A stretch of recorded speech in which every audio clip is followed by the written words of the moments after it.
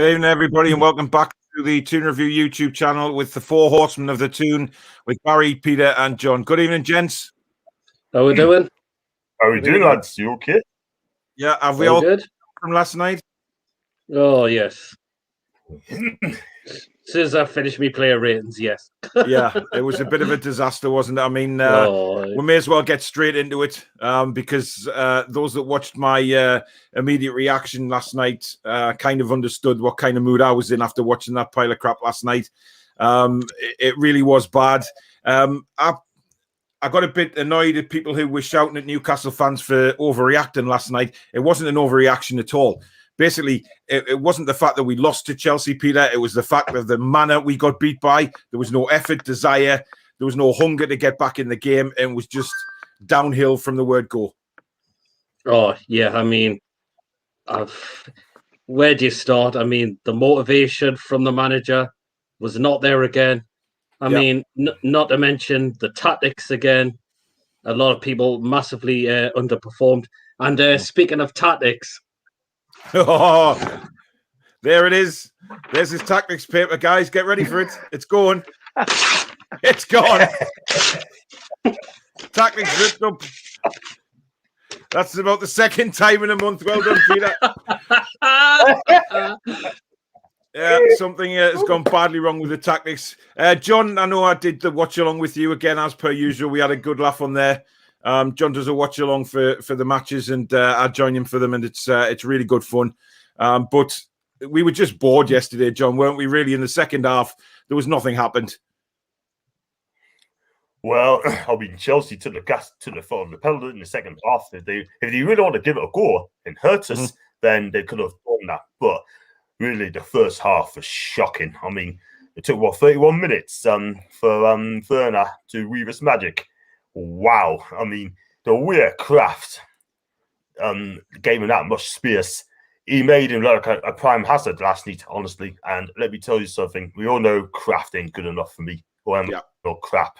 Yeah. But at the end of the day, right, I mean, we lost the game because you got beaten in the first half. The 2 goals conceded was poor. And I'll tell you something now, right? We are playing like a relegation team. Yeah, definitely. And if the players don't lose now, they should go. Simple.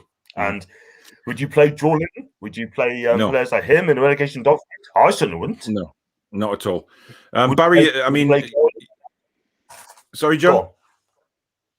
I was going to say something as well. I wouldn't play. Yeah. Nah, go on, John. I just don't think I should play. I just thought he was poor last night as well, mind. I mean, playing on the right hand side of midfield and you're not supposed to that front. Nah. I mean, Barry, I mean, I just don't get it, me. You know, he puts Dwight Gale in and he puts him on the right-hand side. I think Sharky said it was a 4-2-3-1. I didn't see that yesterday. I didn't see a 4-2-3-1. I think he played the 4-3-3 and he put Dwight Gale on the right-hand side, which just didn't work at all. But for me, Dwight Gale isn't good enough. I said that before the game. I stand by it. It's nothing against the kid. I just think he's not good enough for the Premier League. I think he's a championship player, but we just went out with no belief yesterday. Yeah, I totally agree with you. I'm exactly the same boat with Dwight Gale. I've said that since we came into the Premier League. I said he's a championship striker. He's a very good championship striker. You know, Rafa tried to move him on, but couldn't. Yeah, that tells you a lot about what his standard is. And unfortunately, I mean, he's the best of a bad bunch at the moment, though, isn't he? Because if you look at what else we've got to bring on, I mean, this has happened tonight, lads. This is the first drink this year because of last night. Jesus. This is my liquid dinner. I'll stick to me Pepsi Max. Thanks very much. Unfortunately, I'm on the coke as well. Good on you, Peter. The thing that got me, though, Pete, was the substitutions. And I know you mentioned it in your player ratings video. I mentioned it last night numerous times. The substitutions were crazy for me because bringing Joe Linton on as the first substitution when we are 2-0 down just does not work. It does not work. He's irrelevant as far as I'm concerned. He brings nothing to that side. And, you know, we weren't going to get the game as soon as Joe Linton came on. It was as if we were waving the white flag. There, exactly. I mean, like when I seen him come on, I was like, well, that game's definitely done and dusted there for Chelsea. There's no way he's going to come on and turn it around. I mean, the bloke offers nothing. I've said this so many times now, and you've said it as well. You may as well be down to 10 men. I don't care if he costs 40 million, as I mentioned. What does he offer? Absolutely bugger all. And I just knew it. I mean, John, we know your love affair with Joe Linton. It's probably come to an end after after yesterday's performance. But I mean, on a serious note, though, John, we really can't be having him on the pitch, can we? Because it's to the point now where we are a man down. I mean, there was an instance, remember, in the second half, I said to you, has Joe Linton even touched the ball? And then suddenly he had it in the right sort of left back position. And he tried to dribble his way out, and as usual, he lost the ball. I don't see anything there. I don't see any reason to bring him on first. Surely it should have been Fraser and gone with ASM, Miggy, and Fraser as the front three with Willock pushing on. That's how I'd have liked to have seen us start the game, John. But obviously, it was just a ludicrous change to make. Totally agree. I mean, Steve Bruce, I think he's lost his wild balls at the end of the day. But honestly, I would have gone for those three, But bringing on Joe Linton, I have to agree with PD. It's like playing with 10 men, because what's the point of bringing them on? We're not going to win the game. We're not going to win the game. No, we're not going to get a goal, let alone win the game. Joe Linton, been funny, right? Joking aside with this guy now. He ain't good enough for Newcastle. Yeah. Like you said, he ain't worth £40 million. And his players like him's going to get us relegated. And the fact of the matter is, what does he offer? When is the last score he has scored? How many goals has he scored? 3 goals in 61 league appearances, And that's abysmal. Spanning nearly 2 years. And people's got to look at this now and saying, and I like getting people as well come to us and say, look, under a different manager, would you have done any better? The answer is no. If you cannot do it for Steve, he ain't going to do it for anyone else, because this player, 6'2", right? And he should be bullying defenders, having a goal. Find out what the Premier League's all about. And what does he do? He does absolutely nothing. He doesn't even press. He's so scared. He'd be better off being on lockdown, to be honest with you, because he doesn't get close enough. He thinks it's social distancing. I mean, the thing with me is with Joe Linton. I mean, Barry, I mean, we say it all the time about substitutions are crucial. And I think when you go 2-0 down in a game like that, you're desperately trying to get back into the match. And certainly in our position, we needed to get back into the match yesterday, and we didn't. And now it looks as though Fulham are going to make a real effort to catch us. They'll be looking at us and thinking, right, we are the team that they are going to target to catch. There's no doubt about that. And, Steve Bruce saying in his interview last night after the game that there's 7 or 8 teams involved. I don't know where the hell he's looking, but it's not the Premier League. But the second substitution as well, Barry, he brings off ASM and puts on Fraser. Now, ASM had a terrible game yesterday. He wasn't at the races at all. But when you're behind like that to a Chelsea side who, let's face it, the defence can be got at a little bit. He takes off ASM and puts Fraser on instead of playing them together. Yet a couple of weeks ago, he's whinging because he's never had the chance to play them together. But this is, I think, the 6th time he's had the opportunity, and he still won't do it. Yeah, it's crazy, isn't it? But I guess I'm looking at it at another point of view. ASM has just come back from injury. Is he still able to play 90 minutes? Yeah. Are they looking ahead to the next game now, taking them off, and because they knew the game was gone? I mean, remember Steve Bruce a long time ago when Chelsea were beating Sunderland 4-0 at half time, I think it was, and his team talk was, the game's gone, lads, let's go out and try and win the second half. And they got beat. Well, they drew the second half 2-2.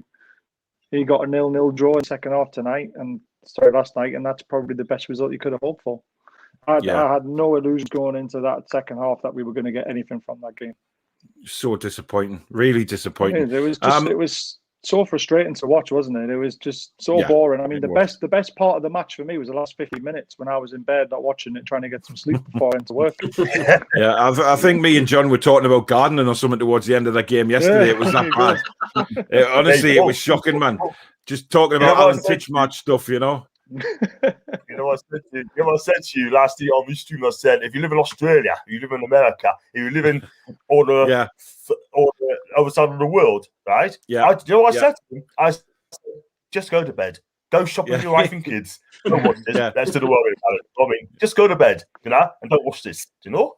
I said that, and I got loads of tweets of that. Yeah, that's because, ladies and gentlemen, John Sinclair doesn't just communicate with the UK; he is the world dominator. Now, just to let you know tonight as well, I am putting everybody's comments up on the screen. There is so many comments come in; it's impossible to read them all out. But I'm going to try and get them all on the screen. We will read some of them out, obviously, because some of them are going to be part of the discussion tonight. But keep your comments coming in. Sharky, if you're watching, by the way, that wasn't a dig at you. I just use it's just one of those opinions, isn't it? I think he's put a comment further down, actually, so we'll come to that in a minute.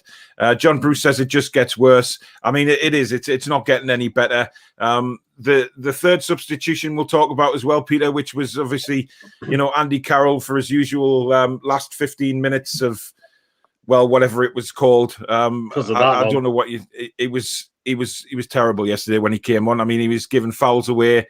He would lose the ball and cry at the referee. It was to the point that it was embarrassing, some of our players losing the ball in the way they were jumping around as if they'd had the ball taken off them in the schoolyard. I mean, and plus you're bringing Carroll on with very little time. I mean, what's he going to do with that much time? I mean, the whole three substitutions, all of them were wrong. I mean, it's just the whole game was dire from start to finish. Yeah. There's no positives at all in that game. I mean, for me, if you're going to do a substitution like Andy Carroll, then pull Shelvey off, okay? Pull Shelvey off, and Dwight Gale, put on Carroll and Fraser, and then change it to a 4-2-3-1. And actually try and do something, because Sharky's right in what he said before the game. We should play 4-2-3-1 because Chelsea will swallow us playing 4-3-3, and it turned out to be true. They did. Whenever Chelsea came at us, we always looked like we were going to concede a goal. I think my stream was about, a minute and a half behind John's yesterday because I got banished to the bedroom to watch the game because the kids wanted to watch Harry Bloody Potter. But I had the Sky app. And I thought, well, I've got the Sky app on my laptop. That'll be up to date. Was it hell? So I was listening to John talking about something that happened a minute and a half later, and it was like bizarre, but it was sort of John was commentating and I was sort of co-commentating with what had happened a minute and a half behind. But just John, I mean, we know your feelings on Emil Craft. I mean, he was absolutely abysmal last night. There was no why or wherefore at all. He was terrible last night, and Werner, bust him a new one last night without a shadow of a doubt. I gave Craft a 0 out of 10 we played in about 20 minutes ago. Same here as well. You know what I mean? But Timo Werner had Craft tucked in his back pocket, right? The whole of the game, right? Emil Craft, and I said this many a time, I said it before, I'll say it again. I watched Emil Craft, who used to play with Bologna, because I watched Italian football beat. And when it was linked to it, I said, please don't get him. He ain't good enough. I got slated because I'm not giving the lad a chance. I said, excuse me, I know this player. I watch him. He's poor. He's going to be even worse, right? I want those people cussing us on Twitter to come back and apologise to us and say, John, you're right. He's poor, right? But at the end of the day, they got hiding because they got this and taking us on. But honestly, on back to your question around Craft, the guy is the worst right back I've seen in Newcastle. The guy is not good enough. I'd rather take Mikko Lustig, right? He's 35-year-old, right? And he still plays for the Swedish national team, I think, and he's levels about this guy. Emil Craft, we watched him against Southampton. He was absolutely a joke. Seriously, he can't tackle, right? Yeah.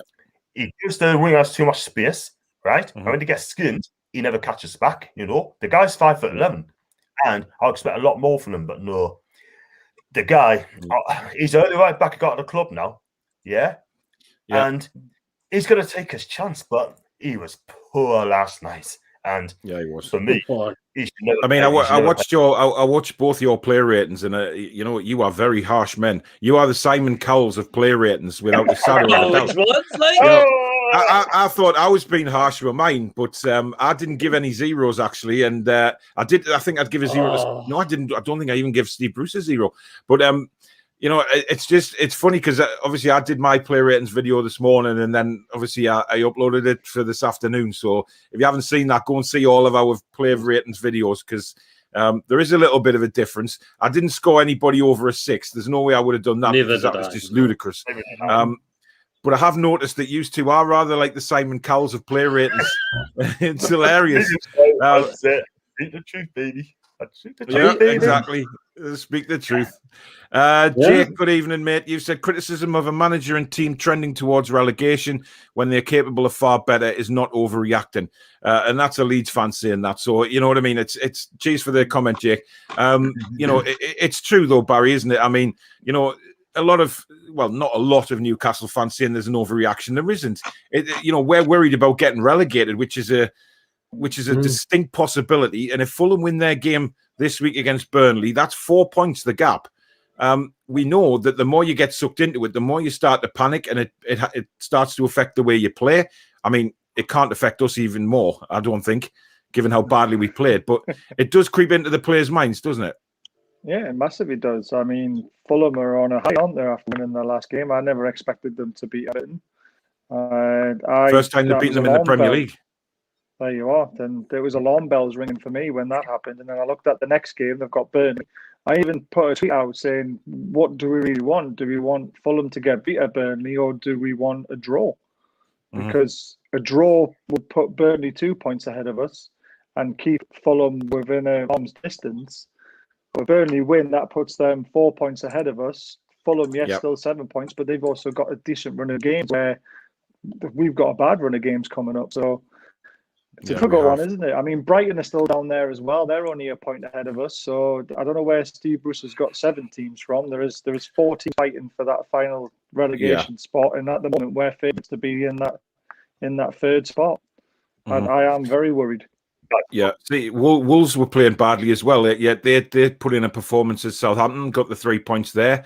Got the game against Arsenal as well, didn't they? Which, exactly. There was the red card, but that swung in their favour. Because I said on the last thing, I said, look at Wolves, look at how bad they're looking, and then suddenly get a win at Arsenal, then they're going to win again, and they're away again. Funny how a sending off like that can change a season, though, really, can't it? I mean, that sending off has just turned them around, and it's going to be very, very tough for the rest of the season, without a shadow of a doubt. Peter, I want to ask you about this. John says there, do we have a team or just a bunch of individuals? Now, I spoke to John last night on his watch-along when we were talking about St. Maximin, that he was maybe trying to do a bit too much on his own individually. And this is where I feel sometimes St. Maximin lets himself down because he doesn't play the easy pass sometimes. There was times yesterday, there was 4 or 5 Chelsea players he was trying to beat, but he had players around to pass to. Now, is it a case of he hasn't got the players capable around him of thinking like he does, because he's maybe thinking 3 or 4 seconds ahead for his next move, and he doesn't have the players around him, apart from maybe Miggy, who is switched on enough to play that way? Or is he just thinking, I've got to do this all on my own? Because at the minute, we certainly didn't look like a team last night. No, I mean, that is what I can give a bit of criticism on it, ASM. If he knows he can pick a pass out, do it. Rather than trying to do the hard stuff a lot of the time. Take so many players on, and you're going to 9 times out of 10 lose the ball a lot. That was the thing. Yeah. But I think he needs to work on. He is one of our best players. Undoubtedly, he's the best player we've got. Oh, yeah. But if he knows he can see a pass, pick it, go for it. Yep. I mean, one of the things I like to say on ASM, if you don't mind, is that go ahead. Go on. The in-game intelligence of a player. Sometimes you know that you're going to get marked out of the game, so you're going to attract 2 or 3 defenders, attract them over to your side, and make the space for somebody else, and give the easy pass.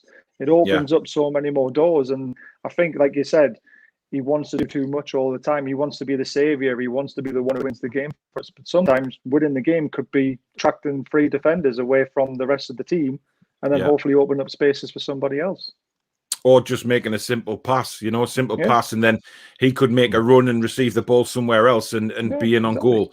The tackle yesterday, John, from Jamal Lascelles has created a lot of uproar. I've seen a few Chelsea fans tweeting today that it was a terrible tackle and it's injured Abraham and everything like that. And Now, I said as soon as you made that tackle, I thought no penalties, won the ball.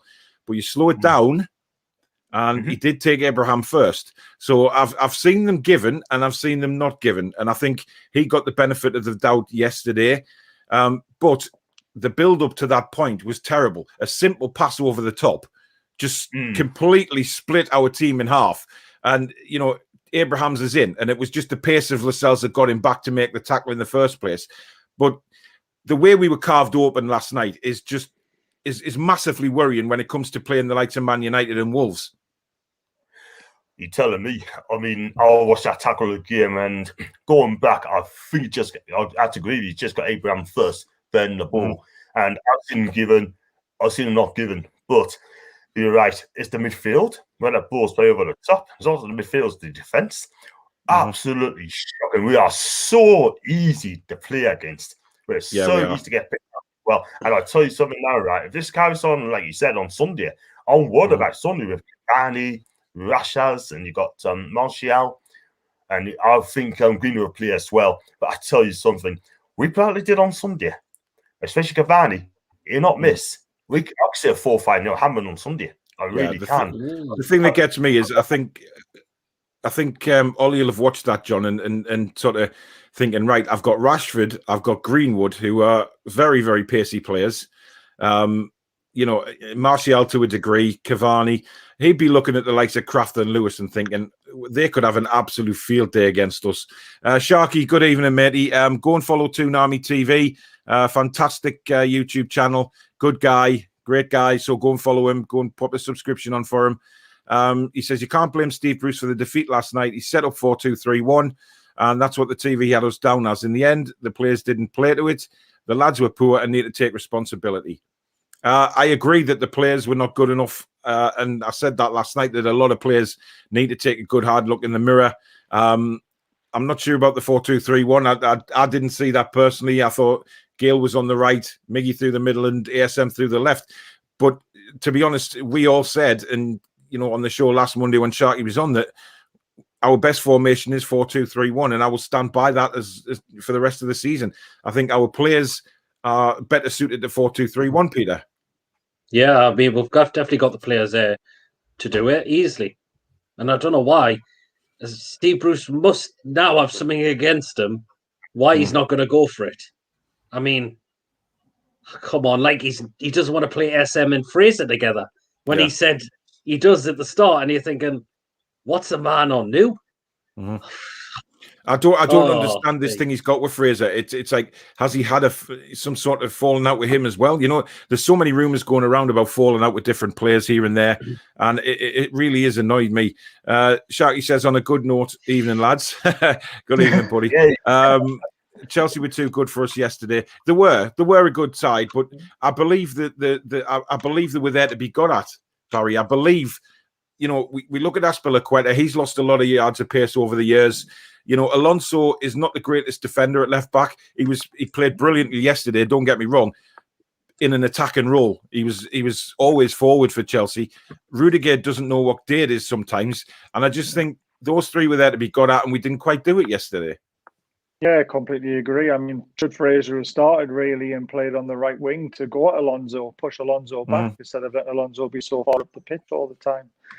It was, I mean, I got a lot of tweets, and I was, waiting for the lineup, thinking we're going to get beat. Then I saw the lineup, and I saw Gale starting, brilliant bit of pace up front, getting behind the Chelsea back four when they're pushing the pitch, hit them on the break of our pace, especially with Almiron and ASM as well. And I saw nothing, literally nothing in that first 45 minutes. There, Chelsea controlled the ball, controlled the play, and made us look like men v boys. Basically, that's how bad it was. And they could have had 4 or 5 by half time. It's such a shame, because I actually put positive vibes out for a change, which I never do before a match day these days. I actually said, look, I'm actually feeling quite positive about this. He's picked Gale to have pace up front, to really go at them, and then literally we watched what a load of crap. Yeah. I actually did. I was positive as well. I mean, those two on the bottom there laughed at me when I said 2-1 to Newcastle. And I said that all week, and I was proved wrong. Even when we went 1-0 down, I still said we were going to win 2-1, which I never do when we go behind. But it wasn't to be. John says John still loves Joe Linton. I've got one for John, John, actually. Sam, yeah, go on. Do you know Sam, our great follower who loves our show, who's at work tonight? He says that the three of us need to bully John and change his Twitter handle to Joe Linton.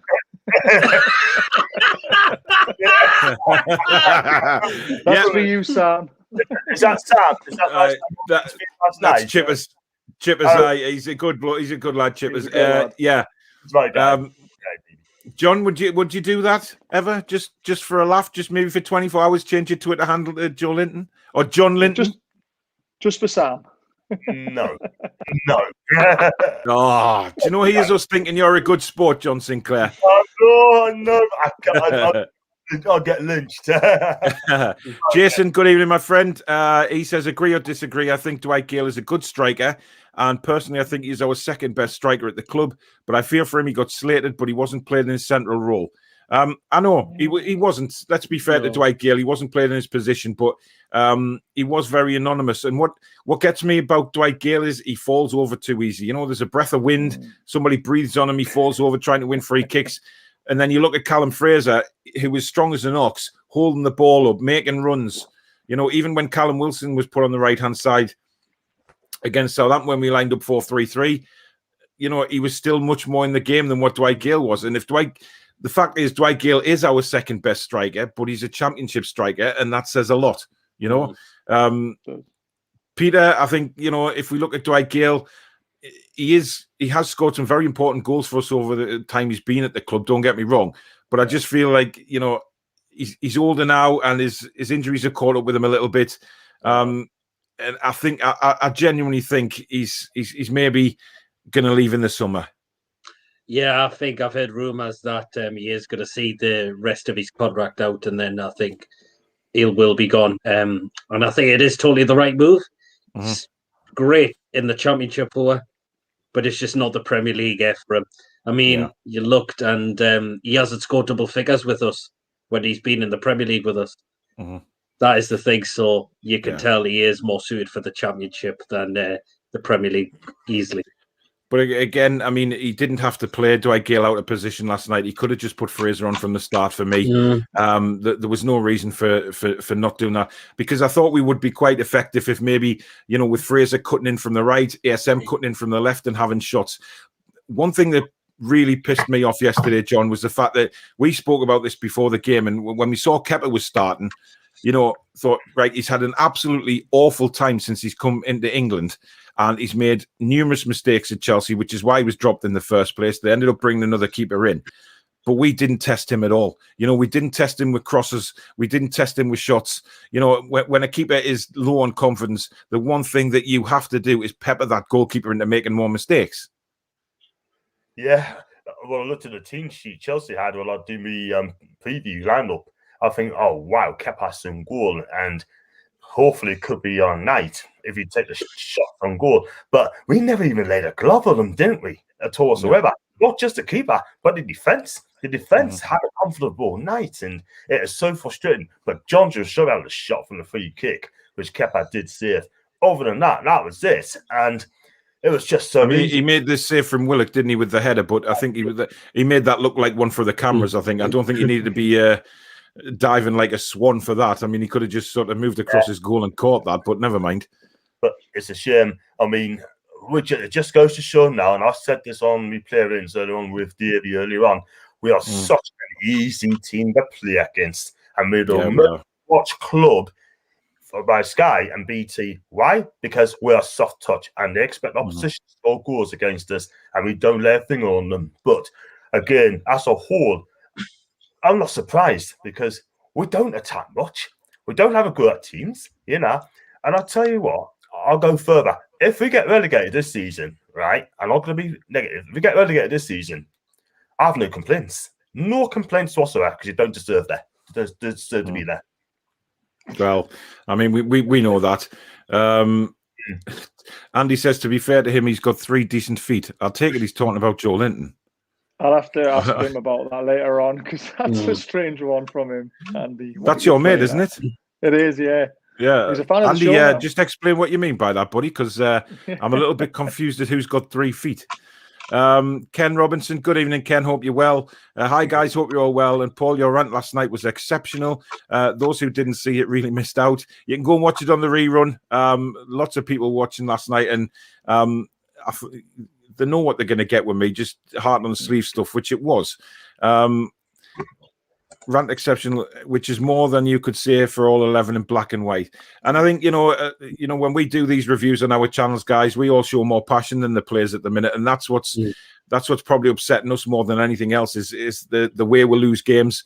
There's no fight. There was no fight last night. And I know that people have said that, yeah, Chelsea were the better side. Of course they were the better side. You look at the money they've spent, the international quality of players that they've brought in. Of course they're the better side. However, we didn't give them a game last night. They could have, like you said earlier on, Barry, they could have scored 4 or 5 in the first half, been out of sight. But, 2-0 against Newcastle at the minute is out of sight, which is such a shame. Jake says, Gale has to play off a striker like Wilson. When he was on loan to West Bromwich Albion a couple of seasons back, he was paired with Jay Rodriguez and did very well. But Willock is a younger, maybe better than Gale anyway. Yeah, Gale, like I say, Gale plays better in the Championship. His stats prove that over the years. John says, I have said this all along. Joe Linton is not a footballer. He is not good enough for the Sunday League football. A disgraceful example for a football player. Yeah, it's as it is. Valerie, good evening. John says, if you've got a greenhouse, get your tomatoes and chilies on the go. Thanks for that advice. There you go, John. We're talking about our gardening yesterday during the game. So people get the tomatoes and chilies on the go now. Is a good time of year to get that started. David said, was Harry Potter good? No, I didn't watch it. Obviously, I was upstairs watching the game. And I wouldn't watch Harry Potter if somebody stuck a hot rod up my backside, to be honest. Not your thing, Paul, I'm guessing? No. Jack Lahr says, John, when's Joe Linton getting his 15 million transfer out? Fans are starting to get impatient, John Sinclair. More like 15 pence at the moment. So 15p. He's gone down to 15 pence now. Well, just give the guy away. But I heard a rumour from Luke Edwards yesterday that if he doesn't perform to now the end of the season, they're going to get rid of him and try and get as much money as they can out of him. But good luck at that, because you're not getting your 40 million back. Yeah, I think Mike actually get about a 10 pence mix up for it. Exactly. Jake says that the TV actually had you lined up as 4-3-3, but looking back at the highlights, it looks like a 4-2-3-1 or 4-2-1-3 most of the game. Really messy shape. Players up front didn't know what to do. That's just been our problem all season, to be honest, hasn't it? I mean, we nobody knows what the lineup is. All the television stations put different lineups on the screen, and we don't know what the hell they're saying. And that's just been the case all season. So if we don't know what we're doing, then how the hell are the players? It was just bad. Kieran says Craft was so bad last night. Werner and Alonso had so much space all night, including the first goal we conceded. Peter, I want to ask you about the first goal, because obviously when Werner took on Emil Craft, got by him like Craft was just a traffic cone, just standing there, just saying, right, I'm a cone, show what you can do to get round me, and he whipped the ball. Well, didn't really whip it in. He just sort of played it across the box. Now, I've heard some people criticising Carl Darlow, saying that maybe he should have done better with what he did with the ball, because he just pushed it straight out into the middle of the goal. Now, for me, if Dubravka was in goal, I think Dubravka might have tried to smother that ball rather than punch it out. But, am I being a bit harsh on Darlow here? I would say it's down to Emil Craft. I mean, why are you allowing to be beaten like that? It's so easy for Timo Werner. Yeah. And now I'm worried about the upcoming games we've got. And people are going to come up against him. I mean, Man United, it could be Rashford or Martial on that left. They could massively target him. I mean, it's definitely Emil Craft. I mean, to be beaten like that easily just shows he is not good enough for the Premier League. Yeah, I agree. I think as well, if you look at Olivier Giroud, I mean, who the hell was marking him? He's standing on the penalty spot all by himself. I mean, surely the midfielders running back could have spotted Giroud, and something should have happened. Now, Barry, I mentioned this, and I know Peter noticed it as well because he said it in his player ratings video. When they scored their second goal last night, the first replay showed the goal, and then, it showed the Newcastle United players walking back, all of them with the head down. And our captain, Jamal Lascelles, with his head down. Now, if you're captain of that football club and you go 2-0 down, then surely as captain, it's your duty to, start clapping your hands, try and raise the players' spirits again and say, come on, it's 2-0, yes, but there's a long way to go in this game yet, lads, come on. But he just trundled back with his head down. Yeah, it's completely very unlike him as well. Because, remember when we did go down, but he was the one that gave everyone a rollicking in the dressing room, wasn't he? So yeah. I was very surprised to see that from him. But is that because of the way Bruce is as a manager? He's letting them get away with it. I don't know what happens in the dressing room after a game, but the way I see it, from the way Bruce interviews at the end of the game, oh yeah, we had a great second half. We did this, we did that. For me, Steve Bruce should have been in that dressing room, giving them an absolute rollicking at full time. Yeah. And then the players should have been coming out and, well, I don't know. It's getting beyond me with how Bruce's exact words to BBC after the game were, we were excellent in the second half. Yeah, exactly. Now, what match was he watching? Exactly. When I was on live last night, there was a couple of comments came in, and after I'd already said my piece on the second half, saying that Newcastle United Fans TV had said that they thought they were good in the second half, and I said they weren't. But that's their opinion. Better. No. You know what it is? The good lads on there, don't get us wrong. The good lads, and I know them, and I'm actually going on there tomorrow night with an interview with them. But we were better, slightly better, I think, in the second half, but we weren't good, because if we were good, we would have tested Kepa and we would have had more shots. Yes, we were better than the first half because the first half was just dreadful, but we weren't good. I don't think good is a word we can use for last night, to be honest. Average. Jake, yeah, very average. Jake says, saying that it was 4-3-3 at times, honestly can't tell who was supposed to be where at times. Players probably couldn't either. These are... Leeds United, obviously Jake supports Leeds. These are other fans watching us last night thinking, what the hell is going on? Robert's another Leeds fan. Good evening to you, mate. I really can't see an automatic return back to the Premier League if you're relegated. Time to act now. Bruce is a League One manager. Good managers can turn average teams around. Leeds are living proof. John, if we go down, we ain't coming back, are we? And that's the worry, that we could end up going somewhere like Leeds United did and just out in the wilderness for 15, 16 years. Well, if Ashley's still at the club, that's a possibility. But I did say tongue-in-cheek, I think you can get a lot worse than Newcastle. We can end up with League One. This owner is breaking records for the wrong reason. Yeah, 2 relegations, right? And a couple of near misses, mistakes, right? And League One's going to be on its way. But Robert is right. If we get relegated, we're not getting a cup for years. And I'll tell you what, the only way the club's going to be fresh is getting to Takeover. I know I shouldn't mention the T word, but I still think it's going to happen. But we need a Takeover ASAP. In fact, it has to happen at the end of the season. If it doesn't and we get relegated, I'll tell you something now, we're going to be in the wilderness for many years. And another problem is as well, guys, I don't know if you guys have known, we got 12 players out of contract at the end of the season. Are they going to stop in Newcastle or rudder the ship? We ain't going to have a team. Yeah, there's a lot of worrying things coming up. I think the summer, I think you're right, John. I think the summer is going to be massive for Newcastle United for Takeover, for cleaning out the dead wood that's at the club, because, we've said this for many years now, that the dead wood needs to go. And it just seems to be taking forever for that dead wood to get out the club. It just needs an overhaul from top to bottom. Actually, I'm just better warn you before I put this comment on. It's from Archer, and I haven't read it yet. I just saw God. I think one of the words in the first sentence was Joe Linton. So be prepared, everybody. Archer says, I believe Joe Linton has been milking cows before coming onto the pitch. 3 goals for a Brazilian is not good enough for a guy playing with Brazilian nuts. Joe Linton has got to be sold. Archer, keep them coming, mate. I tell you what, we should turn him to Brazilian nuts. Yeah. Man, because if he doesn't score, we'll be turning ourselves to Brazilian nuts. And I'll tell you something, right? We milk him. But you're right. 3 goals and 6 goals. I just mentioned earlier on. It's awful. It's awful. I mean, you can't. They are stats that you cannot stand by and say that he has been a success. Ryan over in Canada. Good evening, mate. Again, I hope you're well. Pedro Neto will send Craft back to Sweden when he plays Wolves.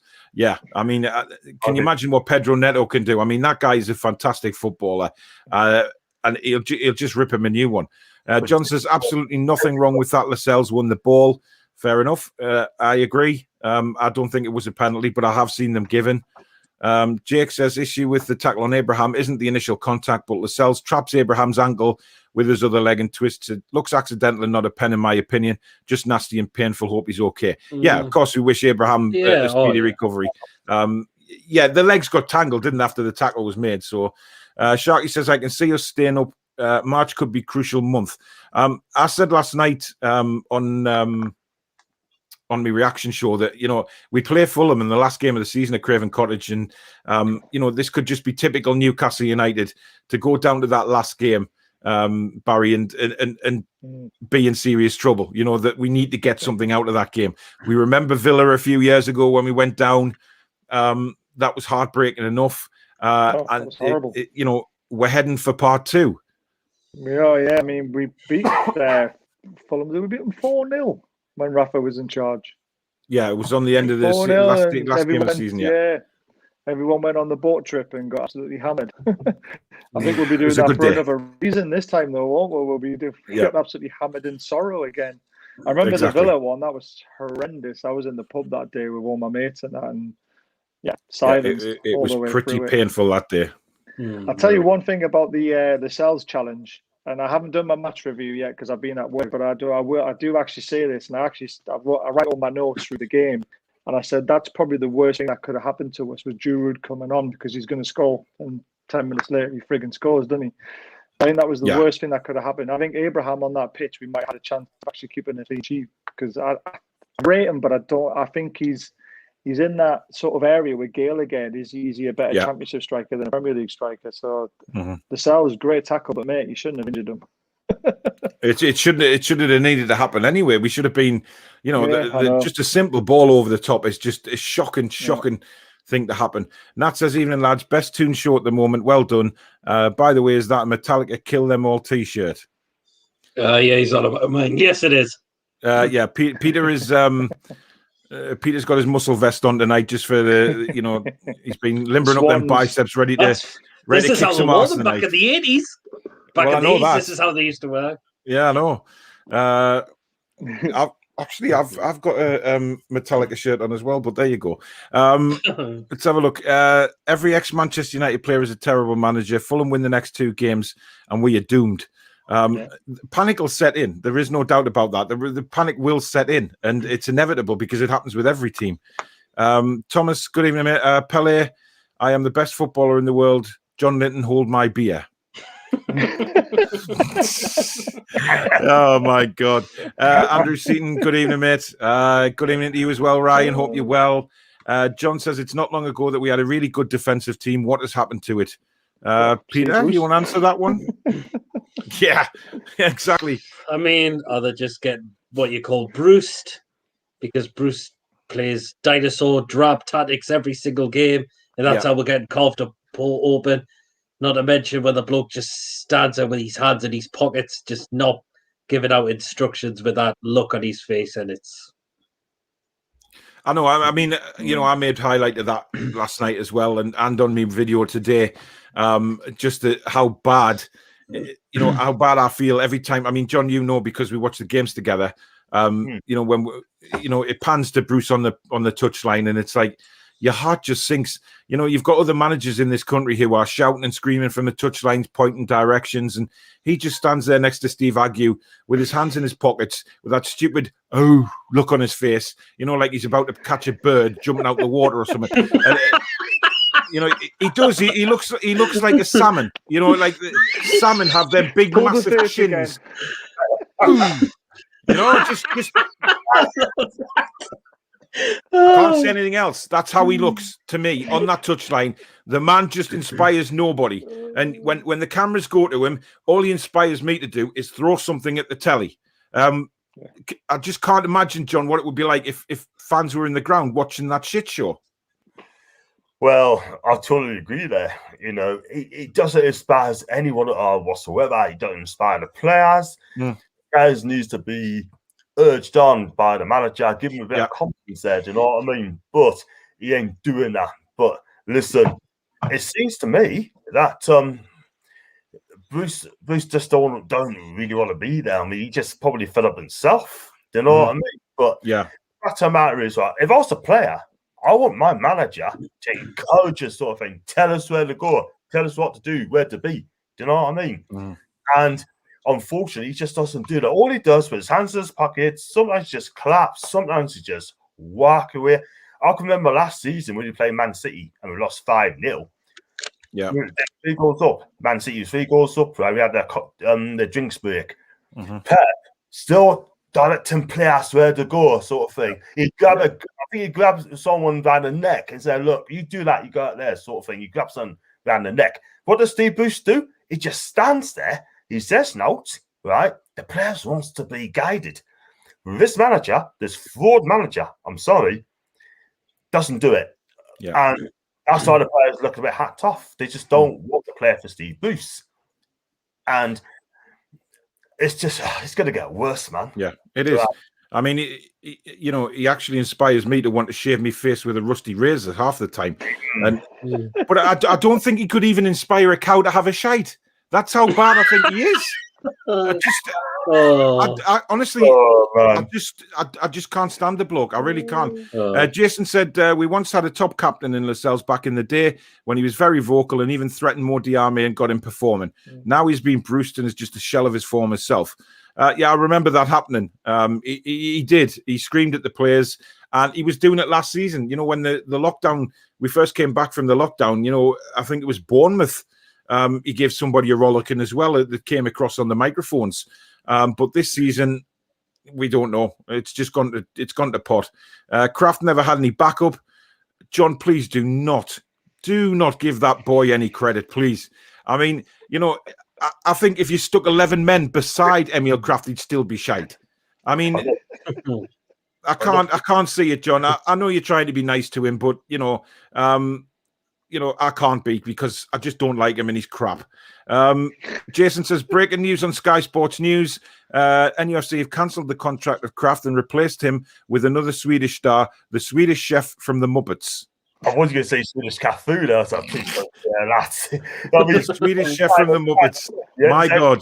Swedish cat food I'm hearing. You know what I mean? And I just laughed. I just think to myself, wow, you haven't watched this guy played. So I took a back seat. And then, head of the curve, baby. Andrew says we were excellent in the second half. I'm going to spew. Please don't, Andrew. I know that Steve Bruce, anything you hear from Steve Bruce makes you want to throw up. Do you know when you've got a bad stomach, lads, or you've been you've had a drink and you're lying in bed and the room starts to spin and you think, I'm going to be sick. All you need to do is think of Steve Bruce. Think of his comments and you will instantly throw up and feel 10, 20, 30% better and just keep throwing up until you feel better. It's terrible, man. Sharky says ASM overcomplicates things. He needs to play football. He's a nice lad, good banter, but he frustrates the living daylights out of me. He's right. But the problem is, Peter, that, you say something about ASM on Twitter and you get people crawling from the rocks, under the rocks and just throwing bricks at you. Yeah, I've seen that a lot of times. So, I mean, I've seen him have the banter with Mackems on there, and it's just, oh my word, off the time. But he is right. Sometimes he just needs to do the basics at times. Yeah, you've got to be honest though, Peter, haven't you? You've got, you do, John. It's not Pornhub. It's not bloody Pornhub. Get a grip. You'll have women passing out who are watching this. Good God, man, get a grip. I thought you mentioned ASM stating the Mac and John gets a fit and has a John's got a bit of music going on, a bit of Barry White in the background there. Dear me. Hey, control yourself, Sinclair, down there. David says there are too many players at Newcastle United that shouldn't be there and aren't good enough for the Premier League. We don't want to end up like Middlesbrough stuck in the Championship. It's a good point, John, because Middlesbrough is stuck there. They did look at one stage this season as if they could maybe mount a promotion push. But, they've been stuck in the wilderness. I think they came up a couple of years ago, didn't they? Went straight back down. I don't want to be a yo-yo club, though. I mean, that would just be devastating if Newcastle were a yo-yo club, like disrespect them, but like Norwich and West Brom, who, they go down, they come up, they go down every season. It's like a promotion or relegation. John, hello?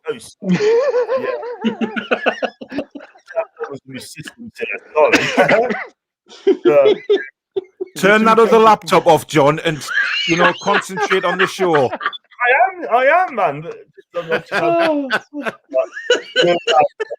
want to be a hero club neither, because then right? One season you go up, one down, sort of thing. Not me.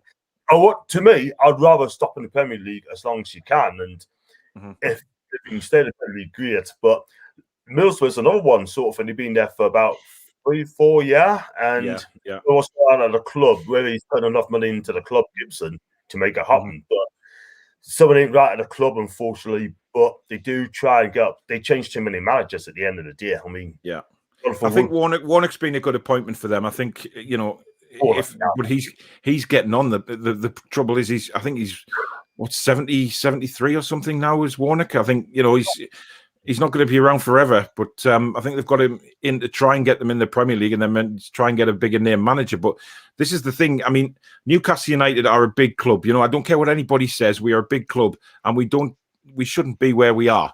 The fan base, the size of the city, the size of the club, we don't belong where we are. And it just proves how badly that this club has been owned over the last few years to where it's become. It's been poisoned, and it's such a shame.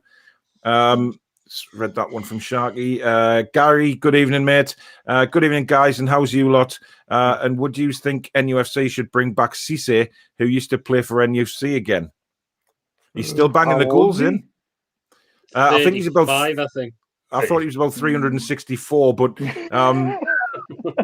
like Demba Bar's still going as well. It's just like these old cars that just keep going. I'll take Bar. Yeah. I think they're playing in a lot easier leagues though at the minute, aren't they? Where not the Premier League. He's still playing Champions League football, isn't he? He is. He did score against Man United in the Champions League, but when you're against Harry Maguire, I mean, even a 80-year-old could probably be quicker than him. Sean says, "I'm sick of Newcastle United." John says, "The only thing Joe Linton is milking is our club." Good point. Gary says, and as for Joe Linton, he's never a striker, but he has the strength for holding the ball and decent passes. What games have you been watching? I mean, I said it. I did say it yesterday when he came on. I said to John, I said, look at this. Look at his upper size. He's a big lad, and he should be able to hold himself better, Barry, than he can at the minute. Yeah, I mean, there was one touch. It's just 1 in 4, 5, 6, 7 games on the way. He got the ball on the right wing, and he brung it down on his chest, and then he took it inside, and then it was gone. That was literally. I mean, he did set up, wasn't it? Yeah, he did set up. I think he set up Balmer for his shot when he blasted over the bar. I think he did a nice little flick there, but it's just not enough, man. It's just not enough. John says, Sean, keep your head up. We're all in this together. I'm sure there's a High School Musical song in there, but I'm not going to sing it. That's just because I'm a dad, by the way, and I'm not a big fan of High School Musical, but I have seen the film numerous times. Oh, good. Ken, good evening. Carl said to me today that he'd heard NUFC have gone to the Premier League to ask if we can have dispensation to sign a striker, i.e. Daniel Sturridge, because of the injuries we have. Has anyone else heard this? My thoughts are the Premier League will just say, have your full 25-man squad, and it doesn't matter, your fit strikers are shit. Well, to be honest, I have actually heard that today, Ken, that, Newcastle have asked the Premier League if there's a chance, if they can sign Daniel Sturridge, if they can have dispensation to put him in the squad, and I'm led to believe anyway that it would be for Atsu because Atsu has no future at the club. I think we all know that anyway, to be honest, after his earlier comments about Atsu and Save when he had to make the decision of who was coming in. But, we'll see. We'll see, Ken. Dave, good evening. I tweeted earlier, I'm so mad about Steve Bruce's comments last night saying we should be okay. We deserve to be more than just okay. Yes, he's right there without a shadow of a doubt. We shouldn't have to be in this situation season in, season out. Jake says you've got more than the qualities stay up. They just need proper leadership. That's something I mentioned last night and on my review video, Peter, is the fact that we don't have the leadership on the sidelines. Yes, we have Graham Jones there now, but we don't have that leadership on the pitch that we really need when we're in a relegation battle. No, I mean, the captain, Lascelles, he's not captain material anymore. There's no leadership from him anymore. There's no leadership from the bloody manager. Yep. For some of the rest of the players as well. That's a shambles. Mm-hmm. It really, really is. Yeah, it is. Without a doubt. Jack Linton, number 9. Wow, there's a username for you, John. Hey, John, this is catching on, my man. I tell you what, you could start some serious merchandise off, my man. Serious stuff going on. John, have you found the receipt for Joe Linton yet? I'll have a look at my wallet in a minute. Honestly, I don't know who Jack Linton is. I don't know whether it's one of our regular viewers who've just changed the username, but that is a classic. Wow. John Linton and Jack Linton on the same show. Absolutely brilliant. Gary says, and for this weekend against Manchester United match, what happens if NUFC win the game 5-0 like they did in the 90s? Gary, have you been smoking anything just before you've typed that? There is no way that Newcastle will win 5-0. It's just not going to happen, my man. I'm liking your optimism. I didn't think we beat them 5-0. I think we beat them once. No, I think 2006 was 3-0. I think we beat them. Yeah. We've had some victories over them. Gary again says, for the whole team in the NUFC squad, they must not be talking to each other or we could have played better. Yeah, there's no communication, John, is there? There's, you look at the match and you watch it and you think, there's just no communication. There's nobody firing each other up. If somebody makes a mistake, there's nobody going over and saying, giving them a kick up the arse or giving them an arm around the shoulder to say, don't worry about it. There's always next time to make up for it. There's nothing like that going on. Which I'm very disappointed. And I have to agree with PD again. There's just no leadership. There's no fight. There's no passion. I think it's an absolute joke at the club. You know what I mean? Again, what? Who? Jamal Lascelles, our captain. He's the one. He should be talking to the players. He can just G them up, sort of thing. Yeah. Again, even a manager, you get hearing out from him, hearing out from Jamal, you hear out from the players. I don't know if you saw it, right? I did the press conference reaction earlier on, and I put up a picture and look at the players walking off. Yeah, the players walking off with their heads down, sort of thing. Even Gary Neville's right. It's strange. They should be coming out together, and half of them's come out onto the pitch. Yeah. As well. Now, if that is true to form, I'm sorry. There's problems at the club. There's something right at the club, and it needs someone to get the confidence back and just say, hang on a minute, we're in it together, we work together. To me, it's individuals, I'm afraid. The thing is, John, that photo was from half-time as well. It wasn't full-time, it was half-time that picture was taken. And that's what's more worrying is the fact that they had their heads down like that at half-time. It was ridiculous. Guys, just to let you know, on about someone to give someone a kick up the arse. Matt Ritchie was the player to do that. Yeah, but it seems like he's just been frozen out altogether now. I think the end has come for Matt Ritchie, which is a shame. It's a shame. I still think if we're going to release him in the summer, then we still should use him. We could have done with a bit of his energy and a bit of bite, shall we say, last night, but hey ho. Guys, if you're enjoying the show, do hit the like button. Do subscribe to all our channels. If you haven't subscribed to the Toon Review, please do. Also, NUFC Match Report is Barry's new channel, so please go and subscribe to that. John Sinclair, lots of live streams from John. Peter as well. Peter's almost at 1,000. I got there last night, and thank you very much for that. I really do appreciate it. Peter, is at about 962. I think you're at, or something like that. Double check. I think I'm on. That's how much I'm away from 5. 961. I'm on. There you go. So he needs 39 more to hit this big 1,000. So come on, guys. We can get him let's get behind Peter and get his channel up to 1,000 as well, because it'd be really nice for me and Peter to hit 1,000 in the same week. That would be really, really good. So brilliant content on everybody's channels. The links are in the description. I actually remembered to put them there while I was doing the description this time and not after the show, so they're there now. David, he says, hi, I really like watching the full Horsemen. What? It's the 4 Horsemen, David. I don't know about the full Horsemen. I mean, we've all been fed before we've come on, so I guess we are quite full. But the reaction show that you had last April was right in every circumstance. We are absolute team to watch. I'm not sure what he means by last April, but hey ho. I think. Was it your match review or something? Archer says Newcastle's next 6 games: Man United, Wolves, West Brom, Villa, Brighton, and Spurs. Oh, Barry? 9 points. 9? It'll be 9 points, hasn't it? We've got to beat West Brom, we've got to beat Villa, and we've got to beat Brighton. But Villa are on a high on. I mean, Villa really have stagned a little bit recently. But we're not going to get it. A lot of teams do before they play Newcastle, though, Barry. Yeah, they do. That's the problem. Yeah, they'll be looking for. I know they'll be looking for their fixtures against us to see when we can get out of this rut. When we're playing Newcastle, straight away. Andrew says, Andrew Archer, that's not good. No, it's not. It's a very. I think these next 6 games will make or break our season. I genuinely think that. I think if we don't get many points from these next 6 games, we are going to be in the mire, and I don't think we've got the capabilities to get out of it because we certainly don't have the manager, we don't have the leadership on the pitch, and it's a massive, massive worry. Jack Linton's back again. Bruce is too busy catching flies on the touchline. You know, he is. I mean, guys, just think about a salmon, right? You look at a salmon, right? And you look at that. Salmons have a constant pout on the face. You know what I mean? And when they jump out the water, they're like, oh. And that's exactly what Steve Bruce looks like. He looks like a salmon jumping out the water, catching flies. And you know what I mean? But in Bruce's case, it'll be catching pies.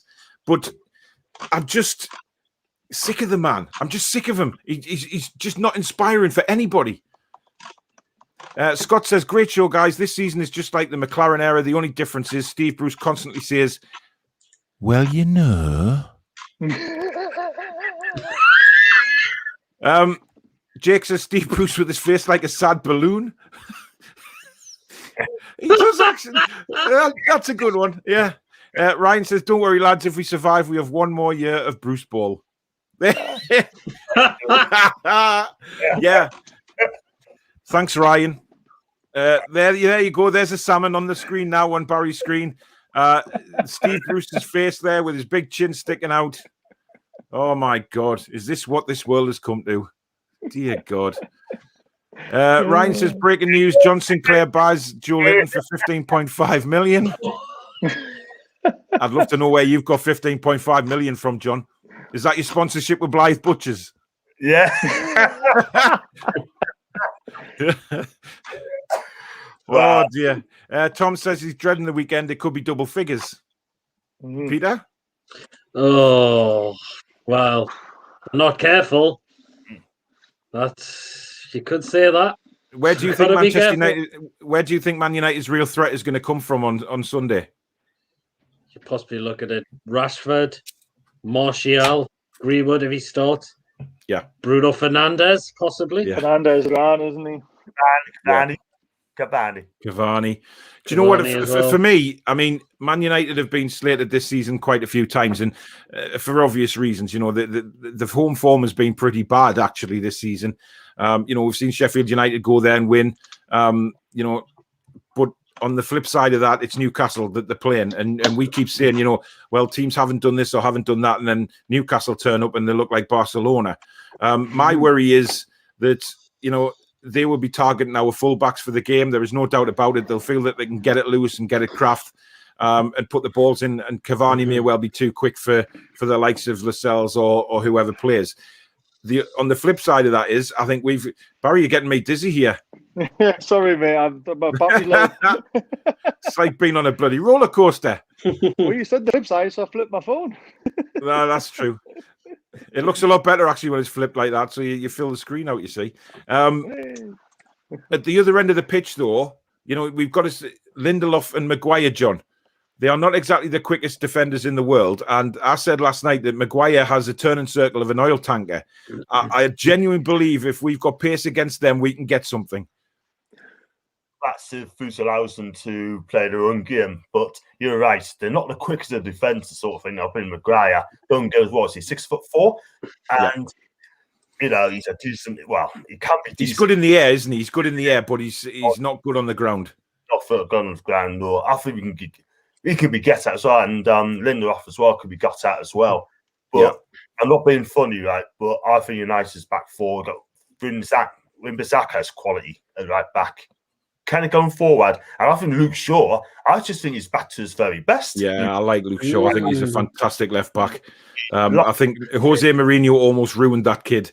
Yeah, he did. But I think he's bounced back and he looks fantastic. I'd love to have a Luke Shaw in our team, I tell you. He's a good defender, good tackler. He gets forward, he can cross a ball. He's just the all-round left back that every team wants, really. Holly, good evening to you, Holly, another member of the Toon Review channel. Hope you are all well. We are. Thank you very much. Andrew says, bloody hell, man, John. That just says it all. Bloody hell, man, John. John says, Paul could not inspire a cow to have a shite. Effing brilliant. I nearly pissed myself.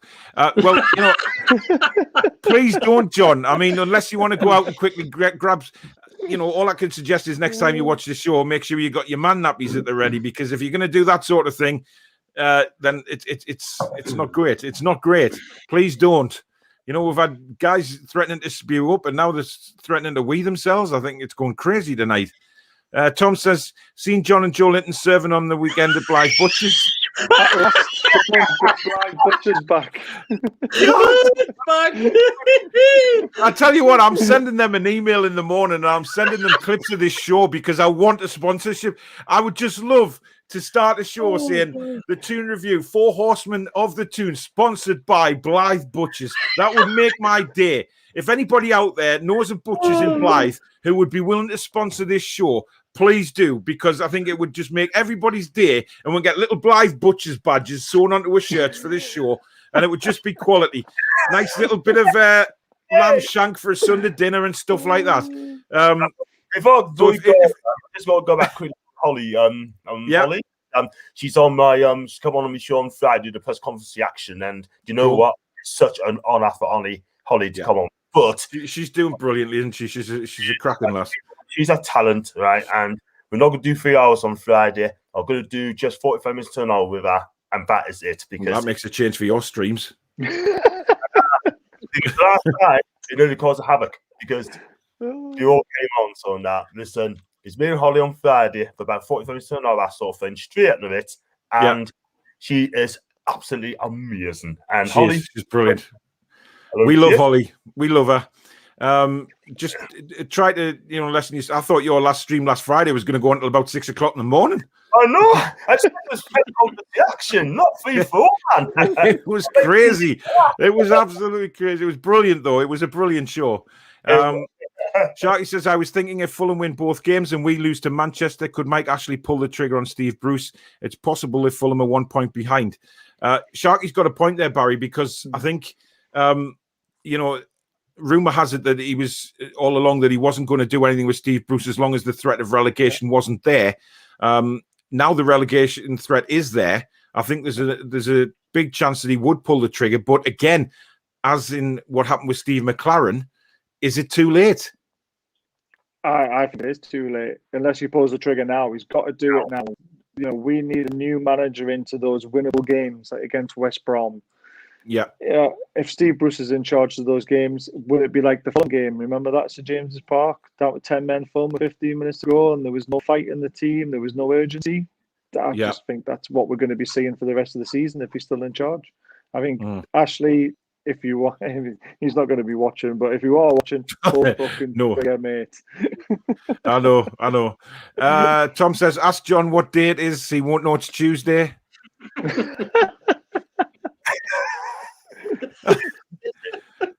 Hey, I tell you. Pancake Tuesday. It is. Pancakes as well. I know. I've had one. I've had one pancake at lunchtime. That's all I've had. Jake says at Toon Army TV, risky to leave it that late, but it wouldn't be the first time Ashley's closed the door after the horse bolted. Exactly. Yeah. And he's dicing with, there's so much more on the line here, Peter, than there was when McLaren was here, because yes, there's the loss of money by going into the championship. There's also the takeover. He isn't going to get the kind of money, even if the Saudis did turn around and say, yeah, we still want the club. He's not going to get anywhere near the money that he would if they were a Premiership team. So there's so much more on the line here for Mike Ashley than there was when McLaren was around. Exactly. I mean, if you need to do it, do it. If you need to get rid of Bruce, do it now, or because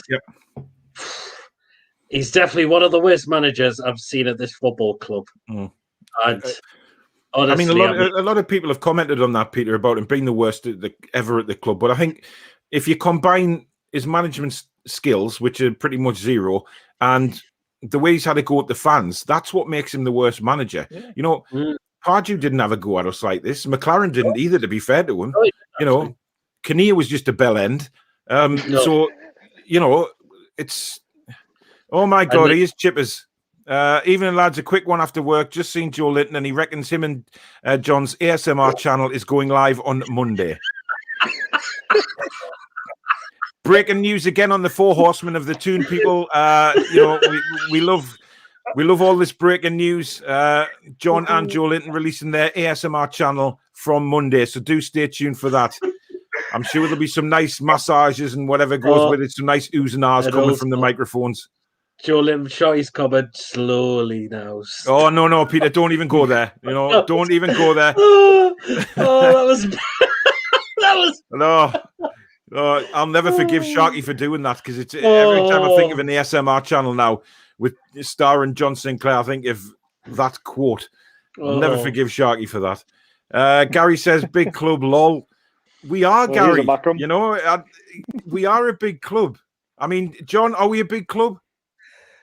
We are, actually. We're a big club. If you look at it, right? I mean, okay, we haven't won a miniature trophy since 1969. I'll get it. But at the end of the day, we are big. We are a big club. I mean, we get terrific fans, home and away. And if someone can come in, like the Saudis, and turn our club around and make it right, the sky's the limit, because we want that back. We want to have fun times back. We have the great times back in Newcastle. But at the minute, we're not going to get that if Ashley's in charge. It's not going to happen. But if fans are allowed back in, we'll not get 52,000 people. There's no way. It ain't going to happen. No way. But I mean, when I say about us being a big club, okay, I don't mean trophy-wise. I mean the size of the stadium, the size of the fan base. That's what makes us a big club. We are so well supported. If we had an 80,000-seater stadium, we'd sell it out. And that's the bottom line. That's what makes us a big club. Not winning trophies. We're not a big club when it comes to winning trophies, but we are a big club when it comes to the city, the stadium, the fan base, the whole infrastructure of the club. We are a big club. That's what I meant by that. The reason why we're a big club is because everyone talks about us. Exactly. And if we weren't a big club, we wouldn't be spoken about, good or bad. Sharky says, if we go down with Steve Bruce, I fear the owner could keep him. He's a championship manager. That's the risk. I mean, that's what everybody's been worried about, isn't it? Ryan said, John, a question for you, mate. What category on Pornhub would Newcastle fall under? Oh, Ask Joe Linton. Oh, God, I don't even want to know where this conversation's going. What has this show turned into, man? Seriously.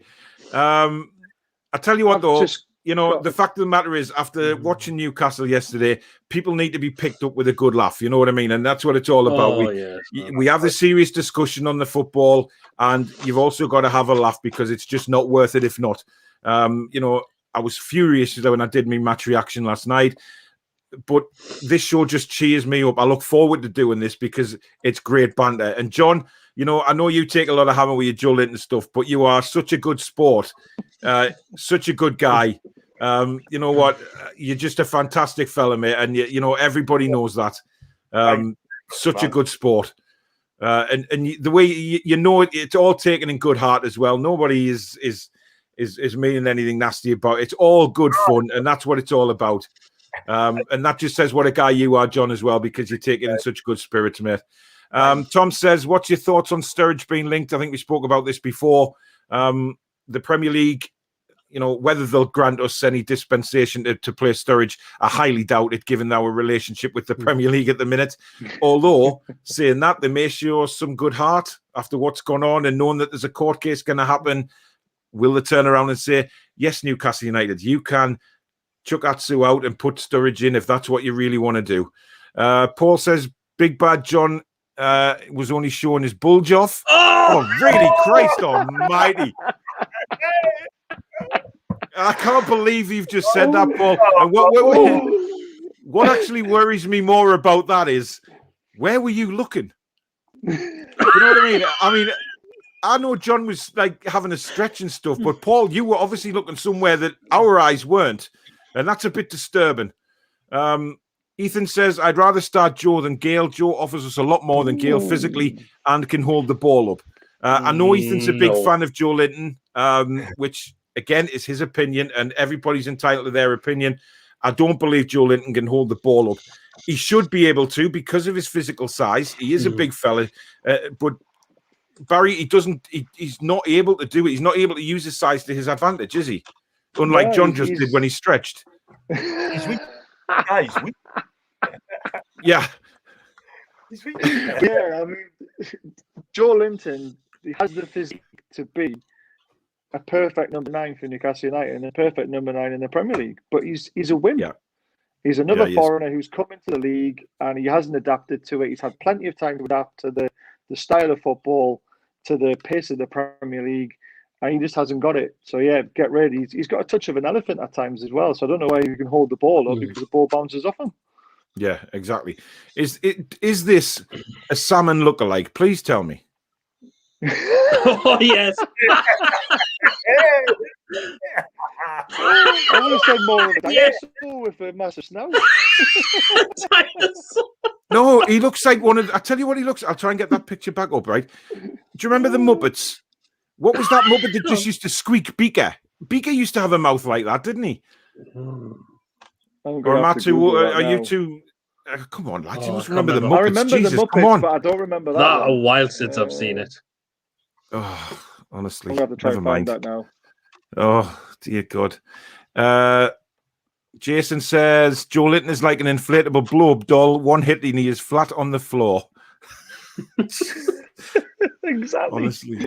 Ryan says, High School Musical and Metallica. That's a very funny mix. I didn't say, you know, I liked High School Musical. What I did say was I've seen it. I have 2 girls, you know, who, when High School Musical was first released, were around that age where they like to dress up in the tutus and stuff with the High School Musical logo on. I have seen the films. I'm not a fan. Let's get that straight. Archer says, I believe Joe Linton should stick his head in Horsemen. He is that shit. Oh, my God. Honestly. John says, Jason, that is ace. Ethan says, I don't see why everyone's panicking and saying we're going down when we have 14 games left and need about a point per game. 3 wins and we stay up. Then I'd sack Bruce if we get a takeover.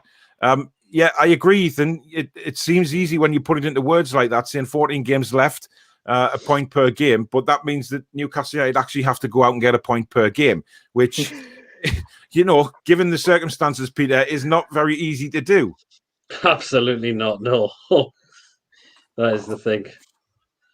Can you see us getting a point per game, Peter? Maybe not against the bigger clubs. Maybe against the mid-table or right down there. Yeah, but that drops it down to 6 points, doesn't it? Exactly. Yeah, it's. I mean, I said last night, I'm still confident we'll stay up. Don't get me wrong. I'm confident we will stay up. Oh my God. Is that it? No, that's Gonzo. Well, that's what he looks like with that nose. Well, yeah. I mean, you could say he looks like. Guys, if anybody has any idea of what Steve Bruce looks like, I'll put the picture up again. I've said a salmon and Possum Beaker out of the Muppets. If anybody else wants to jump on the bandwagon and see if anybody's name creeps up. Beaker was the one that couldn't talk, Barry. He squeaked more. I think he was the chef. It was something to do with the chef. But I remember being a kid and I just wanted to throttle the damn thing. I know which one you mean now. I think I got him. Somebody, I believe that is yes, that's Beaker. That's him. Oh dear me, what has this show turned into? Anyway, fun. Jake, the Leeds fan, has changed his username to Jake Linton. If you notice there, lads, it's changed to Jake Linton. John, you've definitely started a trend off here. There's no doubt about it. Jake, oh my God. You should be copywriting this, John. I know, exactly. Carl says, my Tinder membership ran out just before kickoff last night. And I thought, oh, well, I'll have a break and watch the game. Spent another 20 quid by 8:30. Brilliant. Brilliant. Absolutely brilliant. Oh, Carl, honestly, I'm sorry you had to do that, mate. But, I think you should be writing to Steve Bruce and ask for him to pay for that. Oh, my God. Robert says, on a positive note, thankfully the Baggies in Sheffield are practically down, which only leaves a 33% chance of relegation. 35 points will be good enough for survival. You're not that far away. Great show. What the hell is he putting on the screen? That's Steve Bruce. Oh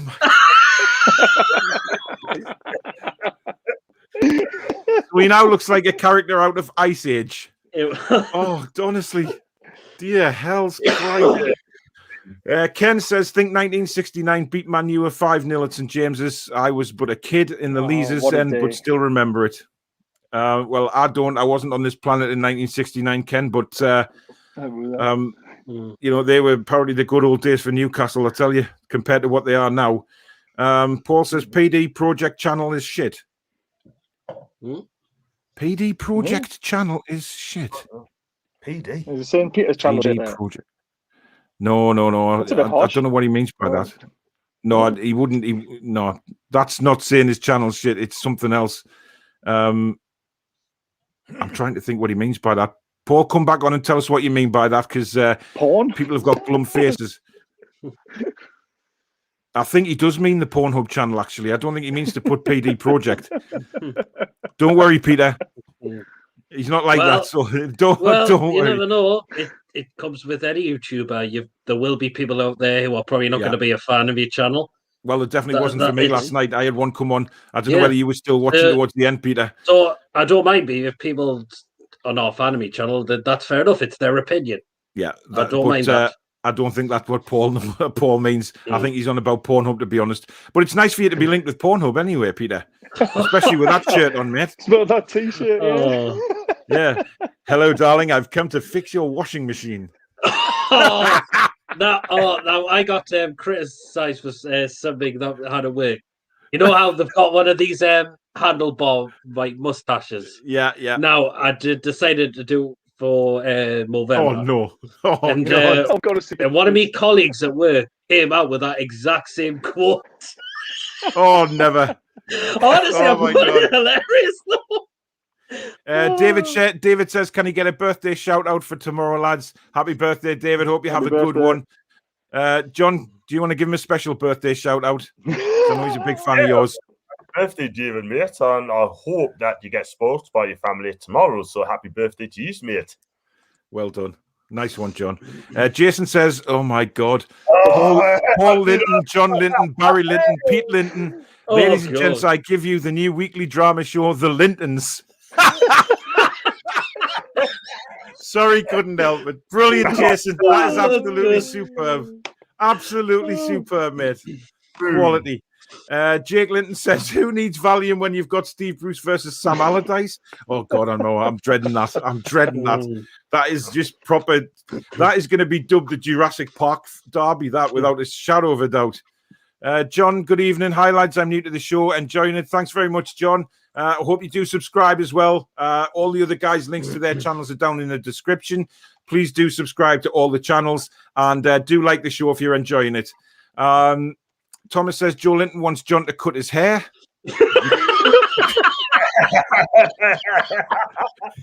I'll tell you what. Hey, God, you know, John. I'll do it for 50 million now. The thing is, you know what it is? The thing is, John, you know, you make one innocent comment on the show weeks ago and nobody has let you forget it. And I blame Sharky for that. I blame Sharky. Ethan says, I'm actually quite content with Bruce staying until we get a takeover. Let's be honest, we've not been great, but we've just started to turn a corner with wins at Everton and against Southampton. It's not enough. Yes, but it's like John said, you know, it's 2 wins in what, 15 or something now, John? 2 and 15, 2 wins, 2 draws, 11 defeats. It's not good enough. It just isn't good enough. No. Thomas says, give him a new hairstyle and put a note on his head saying score goals. Jesus Christ. Oh, no, instead we'll probably do tram lights on his head, say score goals. Yeah, exactly. I know, exactly. Gary says, Steve Bruce is never a Premier League manager. He's more of a division manager for Hartlepool, but definitely not NUFC. I mean, on a serious note, Barry, where do you think Steve Bruce, you know, management-wise, where does he lie in the football pyramid? I mean, it was mid-table championship, wasn't he, with Villa? He was mid-table championship with Sheffield Wednesday. He did all right there.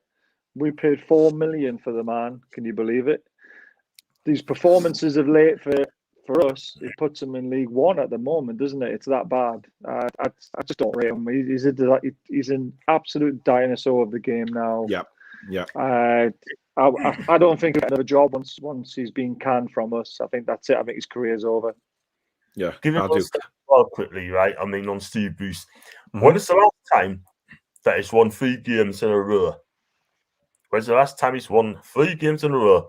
I'll tell you. In the Premier League or League One or Championship? 2008-9 season. Where is that, Wigan? Yeah. Really? Wow. Yeah.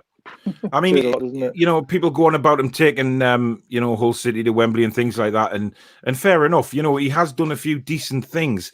But, you know, when you're talking about a club like Newcastle, who are really should be in a different place in the league table altogether, it's a different kettle of fish that you're talking about. It's just he doesn't seem to have any tactical nous. He doesn't make good substitutions, and he seems to have a love affair with Joe Linton. You know, let's be honest. You know, there was no apparent reason for him bringing Joe Linton on yesterday. You know, he brought him on to try and get the game back. It's never going to happen in a million years. Taylor says, "Good evening, all. Good evening, Taylor. Hope you're well." John says the game against Man United, bloody hell, that is frightening. Couldn't agree more. It is scary. Ryan Sweeney, well, you know, man, you are a great team. This is what he'll come out with. And John, this is what you and Holly will be talking about on Friday from his press conference. It'll be, well, you know, Man United are a good team. And you just know it's coming. You know it's coming. And it's just... He'll bring them up and saying, I used to play for this team there. I have great times playing for United. I have great times. So many years of that club sort of thing, yeah, where he should be trying to say something about us, not about them.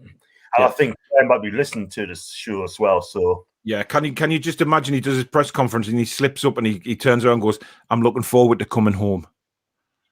Can you imagine the uproar? Can you imagine the uproar? Doing that? Well, he slipped up all season, to be honest, Barry. It's hard to know. He must have. We've got another comment from Archer. When we were playing Man United, he said something like "we" or something like that, and he was referring to Man United. Which is typical of the man because he's a buffoon. Yeah. Archer says if Joe Linton gets sold, I believe his next club should be Babe Station.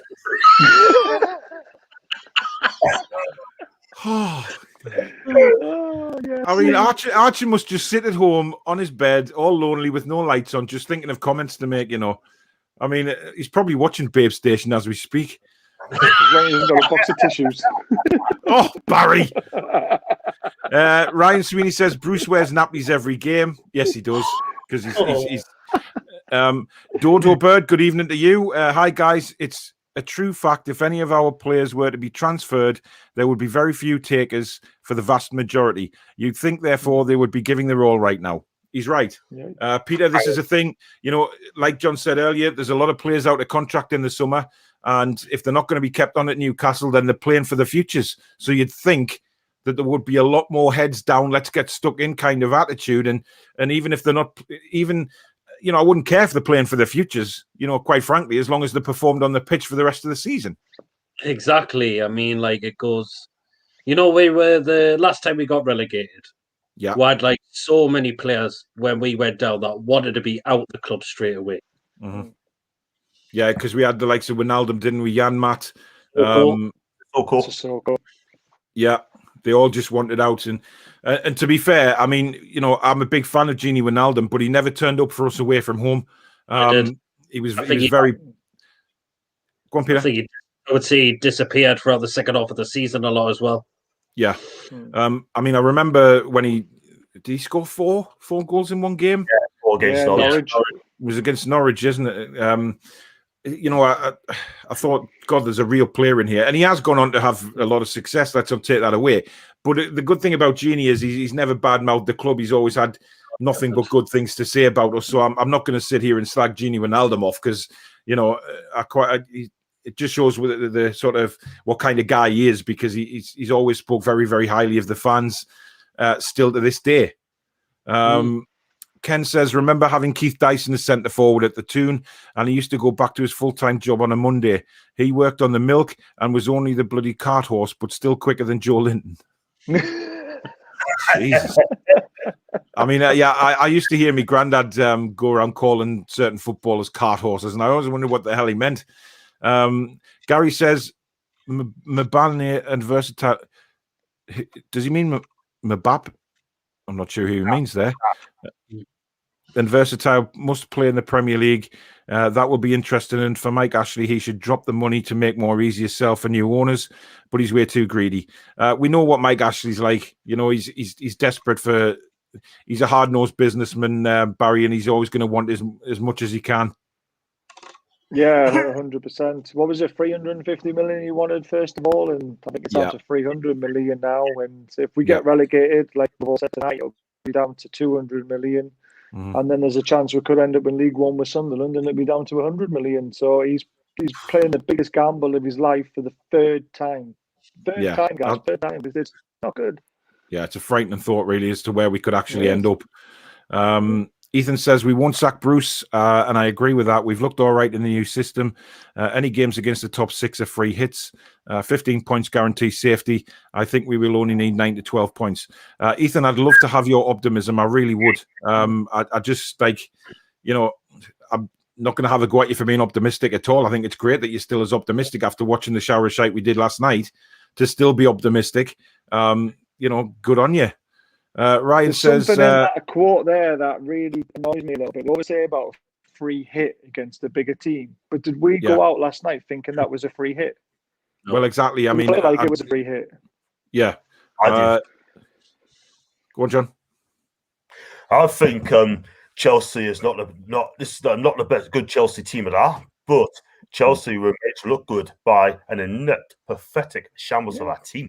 Do you know what I mean? But Chelsea got some good individual players. Don't get us wrong. Often Fernand's quality. Yeah. But at the end of the day, I have to go along with you guys. I mean, this is not a good Chelsea team. But we made them look like world beaters yesterday. We did say that, John, before the game, didn't we? When we were talking just before kickoff, and we said that Chelsea aren't this all-conquering side. They're in transition at the minute, and yes, they've got some very good individual players, but Tuchel is now having to try and combine them into a team. And to be fair, he's doing it. He's had some fantastic results since he's been here. But for me, if we went out of the attitude last night that, oh, don't worry, lads, if we lose, it's a free hit, I think that's disgraceful, quite honestly. If that's the kind of attitude we have. And not only that, Paul, it's cheating the fans. Could you imagine if 3,000 Newcastle fans went there and only toured it's a free hit? I don't want to listen to that. I want to go out to win every single game. If possible, try win the game. If you can't win the game, have a go. Have a go. And just put your effort in. Put in your best 90 minutes as you can. I didn't see that at all last night. Because you know why? It's the word of a free hit, isn't it? Exactly. It's the word of it. It's just, it doesn't sound right. And go for it, weren't they? They were meant to go out and attack and say, right, if we get beat, we're not expected to win, but we're going to have a real good go tonight, and we're going to go at Chelsea. That's a free hit in my eyes. That you want to try and win the game, and you don't mind if you lose it because you've given your all on the pitch, and we just didn't see any of that at all. Guys, we've got about 25 minutes left of the show tonight. It was a 1 hour show when we started this. It's now a 2 hour show, but that can only be a good thing, can't it? So, it's become much more popular over the last couple of weeks. We've only been going, I think this is only about the 5th or 6th episode we've done, but it's really become massively popular. So thank you very much. Don't forget to subscribe. Keep your comments coming in for the next 25 minutes that we're on the show. Ryan says, yeah, John, you're good crack like. That's a good old Geordie saying. Good crack like. Good crack. Imagine. Thank you. John says Ashley is not going to get rid because he would have to pay compensation. I think that's been the moral of the story all along, really. Andrew says, great show tonight, lads. Thank you very much, Andrew. Gary says, for NUFC is a big club, which I heard that other football team don't want the NUFC takeover to happen because they must be scared of NUFC if a takeover happens. But for Barry, he's a Sunderland fan. I'm not sure I understand that. Guys, you're going to have to make your comments a little bit more, understandable here because, PD Proudluck, I don't know about, what was said about that channel. I'm pretty sure that was about Pornhub. And now Barry's a Mackem. Is there something you want to tell us, Barry? I did say that we could end up like Sunderland, but it doesn't mean I'm a Mackem. I mean, if John's Joe Linton's secret agent, you're now a Mackem. What is happening to this show? I dread to think what's going to happen to us next, Peter. If these two have been found out. David says you should change the name of the show to Pornhub Show. Dear God.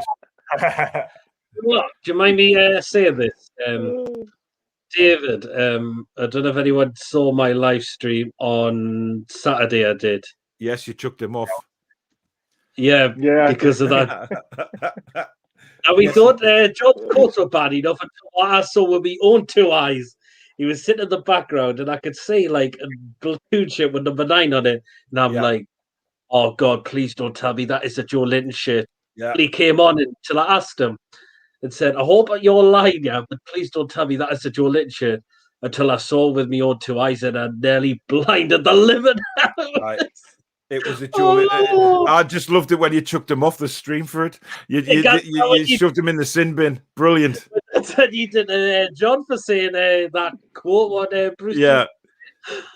I thought that was fantastic. I mean, I didn't think there was anyone on this planet who actually owned a Joe Linton 9 shirt. And if they did, they probably would have burnt them by now. But obviously, David's still a big fan. Considering we thought he was originally a Mackem, remember? Ethan says, going to be honest, I've watched a lot of videos about the takeover, arbitration on both sides of the Premier League and NUFC. It could go either way. It really could. The Premier League has a really good reason to reject. 1 minute you're sounding really positive about the football, Ethan, and then you throw that in with faces. Let's be confident here. Let's just hope something's going on in the background and a takeover will happen. Ken says, see a comment today that said the only people who can remember the Toon winning a trophy have been vaccinated. Yeah. Oh, no, that's right, Ken. Yeah. Oh, dear God. Andy says Ashley made his bed getting rid of one of the best managers in the world to replace him with the worst. Salt in the wound, throwing £100 million at the cabbage. We'll go down and Ashley will lose 150 million. Every cloud, says Andy. Yeah. Sharky says, congratulations on 1K, Paul. Thanks, mate. Really appreciate that. Jake Linton is back again. Don't forget John Carver. He was so completely out of his depth, but didn't get hostile towards the fans. Just made utterly hilarious statements, and I actually felt sorry for him. We know the one statement that really, really did put the icing on the cake for me with John Carver. John was the 11 Jack Callback comments. Yeah, man. I couldn't believe he come out and say that. And not only that, he's coming and say he's going to be the best manager in the world and to come out with a manager and lost 9 games straight. Yeah. And we won 1 game and about 12, 13 games. That was a game against West Ham where we had to win the game to stay up. We did that. And the guy's an absolute banter. I wouldn't say to be within a weir. The guy's just loopy. When it's Robson's the number 2, I thought he was calm, he's collected, I thought he was absolutely fine, and you heard out from him. But since he tackled over, The guy's an idiot. I mean, I think the whole thing with John Carver went to his head. I think it was the biggest power trip I'd ever seen, to be honest. John says, brilliant, John. There's another one of your fans, John. I'll tell you what we should get done. We should get like 4 Horsemen shirts done, and John can start selling them with his name on the back, because I'm sure they would sell like hotcakes. They would certainly sell well in Blythe Butchers anyway. Chipper says, Joe Linton. Oh my God, Chipper's man. Joe Linton wants to lick John up and down till he says stop.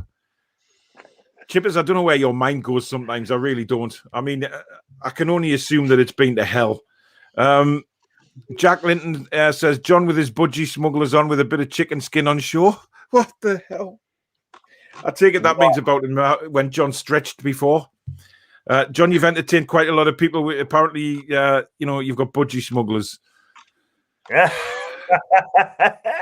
I think everybody needs to be aware not to stand up on camera and have a stretch, because people have eyes.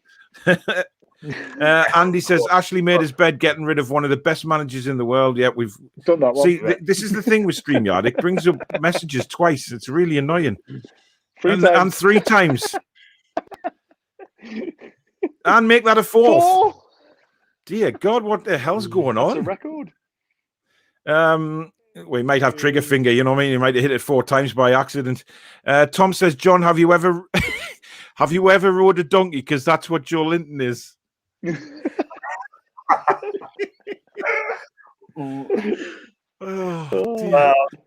always rode a donkey, but hey, nah. Yeah, Thomas says Bruce looks like he's kissing. Well, he's kissing fresh air. Jesus Christ. That's a boy you want to Oh my God. Tom says, just spat my pancakes out. Pleased we're making you laugh, Tom. That's what it's all about. Sharky says, 1 point per game. Blimey, I struggle to see us testing the goalkeeper these days. Exactly.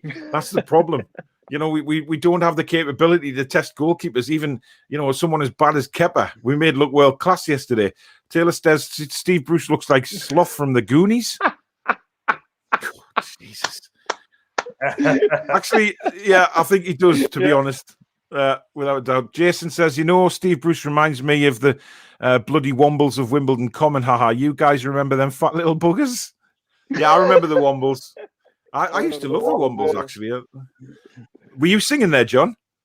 Can't sing Save Me Life, and I think Joe Linton will be putting in the Wombles, mind. Jesus Christ. Number 1. Yeah, that's very true. Chippers is back. More apps than Steve Bruce's wins at Newcastle on that laptop, Barry. He's obviously just how much you get quick information up on the screen. John says that look on Steve Bruce's face is definitely a trout pout.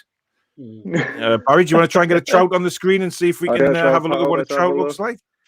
Andrew says, Taylor Hobkirk, that's my favourite film. What's he talking about? I don't know. Do you know the problem is we're so far behind with these comments because there's so many come in. Could it be with the Muppets? Probably, maybe. Thomas, we still love you, Peter. We love you all. There you go, matey. Let's give Paul the chance to come back on. We're way behind with these comments. He may have already replied. Jake Linton says Bruce with his face like an explosion on a shit farm. Honestly, you guys there's some of the stuff you guys think up. There's a trout on the screen now, so make your own mind up if that looks like Steve Bruce. It's close. It's not far away. It's not far away. Gary says you lot should be the NUFC managers. You lot will make every other team's laugh their asses off. And for NUFC v Man Utd, it's on YouTube for a full game winning 5-0. Yeah, we remember the 5-0. Don't worry, mate. I don't think that'll ever be forgotten. I was there. But yeah, I was as well. Thanks very much for the comment, though. I'd like to make people laugh. Andrew says the 2 potato heads, Big Sam and Bruce.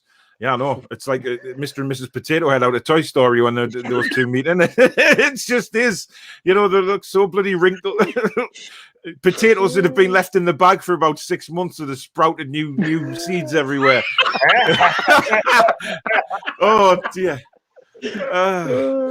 Tom says if Fulham win tomorrow and beat Sheffield United on Saturday, we are doomed. Well, to be honest, by Sunday we could be only 1 point ahead of Fulham. That's a bit of a scary thought, but we'll see how the matches go. Get on it, Get it on Twitter, lads. 6th of March, Dino Derby. There you go. Hashtag Dino Derby. Or hashtag Jurassic Park Derby, whatever you want to put on there. But it's definitely going to be like that. Sharky says here, the question to John was, how much would you sell Joe Linton for? He replied, £15 million, dearie me. I would take a loss and let him go for nout.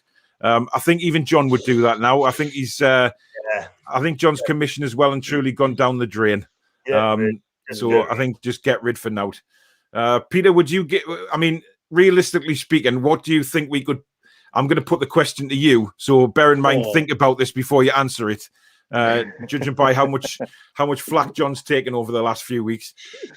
If a club was to come into for Joe Linton, what do you think they would offer for a player of his standard? Still, get rid of him. Not good enough. Write him off.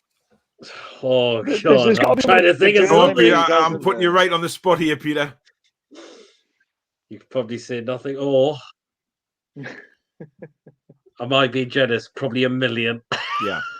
I mean, yeah, I could probably agree with you. You know, I don't think any football team would look at Joe Linton and think he is a player of multi-million-pound talent. They just can't. Hoffenheim not fancy taking him back maybe for half the price or something? No, Barry, because the Hoffenheim directors are still on a beach in Malibu drinking pina coladas. They are too drunk to come back to the Bundesliga. They are still on holiday because they are too drunk to get back on the plane to get back to Germany after the commission they've made on that deal. Colin says, not had a 20-goal season striker since Sheeran. Now with Wilson out, where the goal's going to come from? Barry, where are the goals coming from? Midfield, hopefully. Almiron's going to step up, I suppose. He scored a few in the last couple of games. I think he's a cracking player. ASM, if you can get shooting boots on, Fraser can bag a goal every now and again, but you've got to get them both on the pitch at the same time. So Willett looks like he's going to be the next Rob Lee, potentially. Yeah, definitely. So it's got to come from midfield because there's nobody up front scoring. We've got about 10 minutes left of the show, guys. So if you haven't already, please do like the video, like the show. And if you're watching it on the rerun, do hit the like button. Please do subscribe to the channel, the Toon Review. And also the links to all the other guys' channels are down in the description. Get yourself subscribed. Let's get Peter up to 1,000 this week. That would be fantastic. Let's get John up to 400 and keep going. I'm sure, 500. I do beg your pardon. John has a massive following out there, guys. He's a massive, he is a cult figure now in the world of YouTube. So come on, let's get him up there with the subscribers as well. He's a great bloke. Peter's a great bloke. Let's get Barry's YouTube up and running as well. Just keep an eye out for his match reports. He's very in depth, and he reminds me a bit of John Motson when he does his match reports. So do subscribe. Get his subscribers up as well. Colin says, I've read that one. Tom says, John and Joe Linton have been spotted on Blythe Beach trying to catch some salmon for Steve Bruce. Oh, wow. That's a good one. Yeah, honestly, it's fantastic, some of the stuff you guys are coming back with here. It really is. Ryan says, if there was fans in this season, would Bruce still be here? No. We spoke about this last night, John, didn't we, when we said that, if there was fans in the ground, it would have been that toxic by now that he would have been gone because, we know how toxic it got with McLaren. We know how toxic it got with Pardew towards the end. Even though I personally think Alan Pardew did a decent job while he was here, I just think it fell to pieces from the last few months. But no, he wouldn't still be here at all. Jake Linton says a free hit just means you don't worry if you lose. Not put less than 100% effort in. Don't think it's quite panic stations for you yet, but definitely no free hits when you're 17th. Good point. There isn't. Archer says Steve Bruce could be the next Mr. Bean. Stick a turkey on his head and he can still talk to the players, and he still can't talk to the players. Oh my goodness. Ryan says, do you think it's true that the rumor of Daniel Levy and FSG not wanting the takeover is true? I'd heard that rumor, but I think there's a lot of people being opposed to it, not just them, to be honest, Ryan. I think there's a lot of underhand dealings going on while this takeover's been in process. I think we know that there's a lot of people been speaking to other people behind the scenes to try and stop it going through.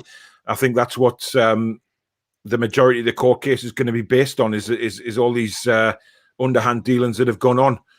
There's no reason that takeover shouldn't have gone through. It's as simple as that. David's back. I'm not a fan of you, and it's just because I got it for Christmas as a Christmas present, and I didn't know I was getting. I take it he meant I'm not a fan of Joe, unless you're not a fan of me as well, David. But that's your opinion, and I totally respect that. But I think won't he messing with you? Joe Linton's on, guys. Joe Linton, I'm at my best. I'm trying my best. His English isn't quite good, John, is it just yet? David says, but I am not a fan of Joe Linton. Good for you, mate. There we go. Ken on Facebook says, you think yous are suffering, guys. Carl threatened today to buy me a Joe Linton shirt for my birthday. Ooh. I'll tell you what, that would be worth a slap in the face to me. Sharky says, I heard reports the club are going to cash in on Joe Linton in the summer. Please do let him go for now. I think they'll try and get money for him. They've got to, really, when they spent 40 million quid, Pete. Oh, yeah. I think they'll want to try and get something back, at least. It's just how much. I mean, knowing Mike Ashley will stick a 40 million price tag on the guy's head, and he's never going to get that in a million years. Tom says, John, your dream job would be Newcastle United's club doctor. Every time Joe Linton goes down, you could rub him better. That's the best comment of the night. Oh, absolutely quality. Do you know what? I'm going to start giving prizes away in the future episodes. The prizes away for the best comments. I think that's just absolutely brilliant. John back again says, Paul, keep this going. This is ace. I have pissed myself about 3 times tonight. Brilliant night. Thanks for tonight. Considering we got beat last night, this must have lifted everybody up. Thanks very much, John. That's appreciated. I'm sure all the lads agree. You know, we come on here. You know, we've spoke about the Chelsea game. Everybody knows how unhappy we are. But you've got to try and have a laugh. You've got to pick everybody up and move on. And I'm glad you lot are enjoying the show, and then we've managed to pick everybody up tonight because we love doing this show. You know what I mean? I think everyone looks forward to doing the show, and everybody looks forward to seeing what kind of live comments are going to come in because we just don't know what you guys are going to say, to be honest. Jason says, news from Saudi, they're ready to invest in the John and Joe Linton Pornhub Netflix. I think that one just topped the last one. Oh my God! Seriously, where are your guys' minds at? Seriously, honest to God, it's absolutely frightening. At night, isn't it? I know. Tom says, I wonder if Bruce has any fish at home and he's watching his fish out the fish tank. Wow. Oh dear me. I wonder if Bruce has any fish. Tom says, latest Barcelona won PSG 4. Wow. I know they were meeting in the Champions League tonight. Mbappe's got a hat-trick apparently.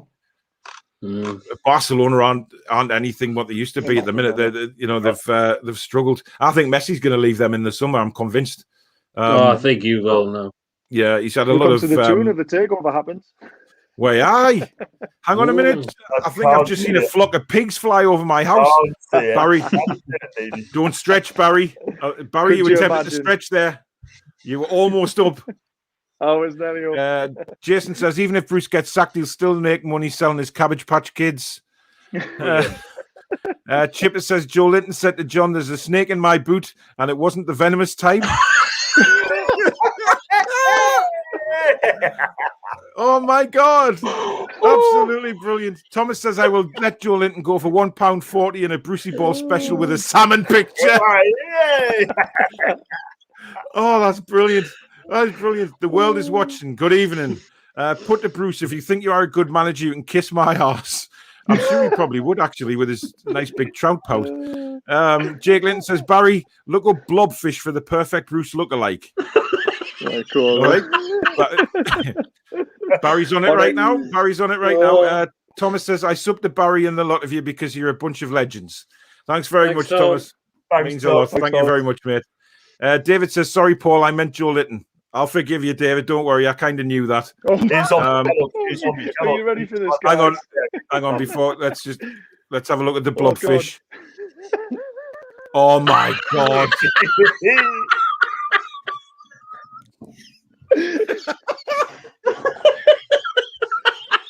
Oh, that's terrible. That is terrible. Best lookalike. Hang on, I'm going to try and get it. I'm going to try and get it on the screen here. I'm just searching it up now because if we can find one, I can put on the big screen. Oh, that is terrible. I'm gonna have a look at myself here. I'm going to put Peter. I've got one. I'm putting it on the screen in 2 seconds, mate. I'm just going to upload it onto StreamYard and then I'll be able to put it up. Hang on.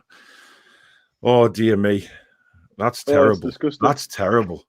I mean, I almost feel guilty for putting this up. Are you ready? That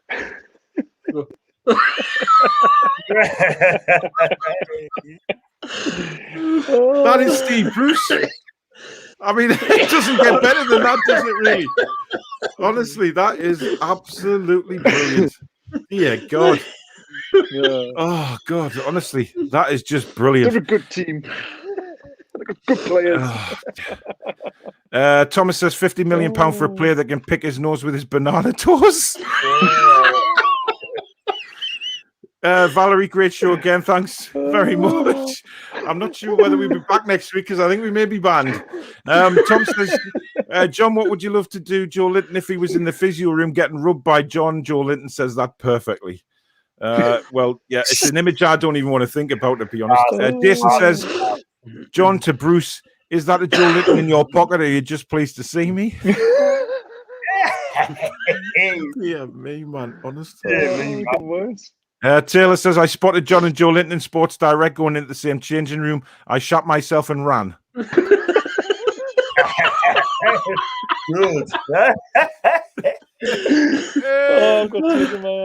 Fantastic. Thomas, my pancakes. Don't burn them, mate. Don't burn them. Andy's sent some laughing faces. Jake Linton, you can actually hear it going, well, you know. Oh my God. The blobfish. Unbelievable. Unbelievable. Tom says that's me not eating fish and chips for a while. Oh. I know. Can you imagine? You know, everyone on the Friday night want to tuck into the fish and chips, and then all they can think of is the blobfish. Blob. I didn't even know that existed. I'd never heard of a blobfish in my life. Thomas says I'm not going to sleep tonight. I don't think many people are because they're going to have images of various things on Pornhub, various things on fish and chips. You know, not going to be able to walk into any butcher's shop with a straight face. I mean, it's crazy. And by the way, just to remind everybody, if you are, you know, passing Blythe Butchers or Butchers in Blythe and you live up there, if you wouldn't mind asking them to email me and possibility of a sponsorship, because I think that would be the greatest thing to ever happen, is the fact that we would get sponsored by Blythe Butchers. It would be an incredible achievement. Tom says blobfish and Steve Bruce. Yeah, can you imagine somebody going in saying into a chippy and saying, "I'll have a blobfish and a Steve Bruce, please." Oh dear God! Just could be the next thing we'll see in the fish and chip shops in Newcastle, won't it? Exactly. Yeah, you know, come in, we sell Steve Bruce with fries. Fantastic. Right, guys, we're finishing shortly. Jake Linton says, great laugh tonight, lads. Look forward to the next one. You've been a legend. I know you support Leeds United, but you are a fantastic part of this channel, mate, and you've had some fantastic comments tonight, but please change your sodden name back to what it was. Valerie says, Blythe is my hometown. There you go. Valerie. There you go. Valerie, come on, Valerie. You've got to do it. You've actually got to do it, Valerie. You've got to do it. My email address is in the About section of my channel. Just give them it. Just give any butchers in Blythe my email address, and I'll do the rest. Although I might hire John to get to do it. Valerie, while you're on there, Pet, if you're on there, please subscribe to us, will you? Yes. John, I've already said that about 3 times tonight. And everyone else as well. Honestly, unbelievable. David says, I effing love the show. Obviously, I'm sitting in my bedroom, pissing myself laughing. A lot of people seem to have wet themselves tonight, guys. I don't know whether that's a good or a bad thing, but we've made a lot of people wet themselves. But hey, as long as this show gets more and more popular, we don't care. As long as everybody's having a good time on a Monday night and having a good laugh. I know it's Tuesday, but you know what I mean by that. It's normally Monday night, guys, at 8:30. If you are new to the show, it is normally 8:30 on a Monday night, but obviously Newcastle played last night, so we had to change it to a Tuesday. But keep an eye on my Twitter, and I'll release the next time. It'll be 8:30 next Monday. A Blob Bruce special, says Jason. Sean says goodbye, good night. Last couple of comments before we finish. Tom says great show tonight, great laugh. Great comments from you as well, Tom. Some really funny ones coming in. That's what it's all about. Ken says both Cal and I live in Blythe. I'm sure we can have a word. There you go. Ken, you will actually be my hero forever if you can get some sort of deal done up with the Butchers in Blythe and this YouTube channel. Honestly, the 4 Horsemen of the Toon on a Monday night, sponsored by Blythe Butchers. It even sounds right, guys. You know what I mean? It even sounds right. It's got a ring to it. You know what I mean? It's got a ring to it. Last few comments we'll quickly run through. John says, this is just brilliant. How do you lot keep this together? Well, Peter tends to lose it. I mean, he spilt his drink last week, and I think had he not put it down somewhere safe tonight, it probably would have gone all over the place. He's already ripped his tactics sheet up, to be honest. And he's turned out in his muscle top, so he meant business before the show had even started. Jason says, epic as always. Good, guys. Good to have a laugh and cheer everyone up. Thank you very much. Valerie says, Shy's Butchers in Blythe. Get on it, Valerie. You know, you've got a competition now because Ken's also trying to work one out. We could get inundated with offers from butchers here, guys. We could be eating like kings on a Sunday lunchtime. Wow. Thomas says, search up proboscis monkey. Go on, Barry, before we finish, go on, have a look what that is, because, you know. I've never heard of that. Leave the comment up so I can... I'm actually scared to see what this might look like, to be honest. I think everybody's searching the internet for Steve Bruce lookalikes. It's actually got... Can I move on now, Barry? Can I move the comment on? Yeah, it's coming. Yeah, okay. Cal says, me and Kenny are also from Blythe. We'll have a look tomorrow. Honestly, thank you very much. That would be oh, God, here we go.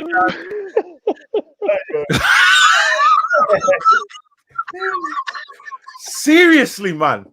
Unbelievable. Absolutely unbelievable. Honest to God. Oh, Jesus. I like that one, especially the one at the bottom right. Honest to God. Dave says this is cheered my night up tonight. Thanks. No problem, David. Glad to be of assistance. Thomas says, have a good one, everyone, with a flipping laugh. What a flipping laugh. Thank you. David says, great show. Chipper says, great show, lads. Thank you very much. Taylor says, Steve Bruce looks like the fat baby of Boss Baby. Oh, yes. And David says, I live in Blythe as well. Another one. Yeah, don't go wearing your Joe Linton top in Blythe there, David. You'll get shot. Right, that's it for tonight. Thank you very, very much to everybody that's contributed to the show. Once again, it's been an absolute blast. Barry, thank you very much. John, thank you very much. Peter, thank you very much. We've had an absolute fantastic time on here. It's thanks to you guys that watch this show that makes it such a success. And long may it continue. We'll be back next Monday at 8:30 p.m. Barry, are you there? I am there. Good stuff. John and Peter, I don't even have to ask you because I know you'll be there. But thank you very much, everybody, for watching the show, and try and enjoy the rest of your week. Look out for some more live streams from me and obviously the preview of the Man United game. Check Barry out at NUC Match Reports. John Sinclair on his YouTube channel. Petey Proudluck, get this man to 1,000 or I'm going to hit the rage button again. He deserves it. So come on. Right. Thank you very much, everybody. And I will say good night. Good night, chaps. See you. Good night.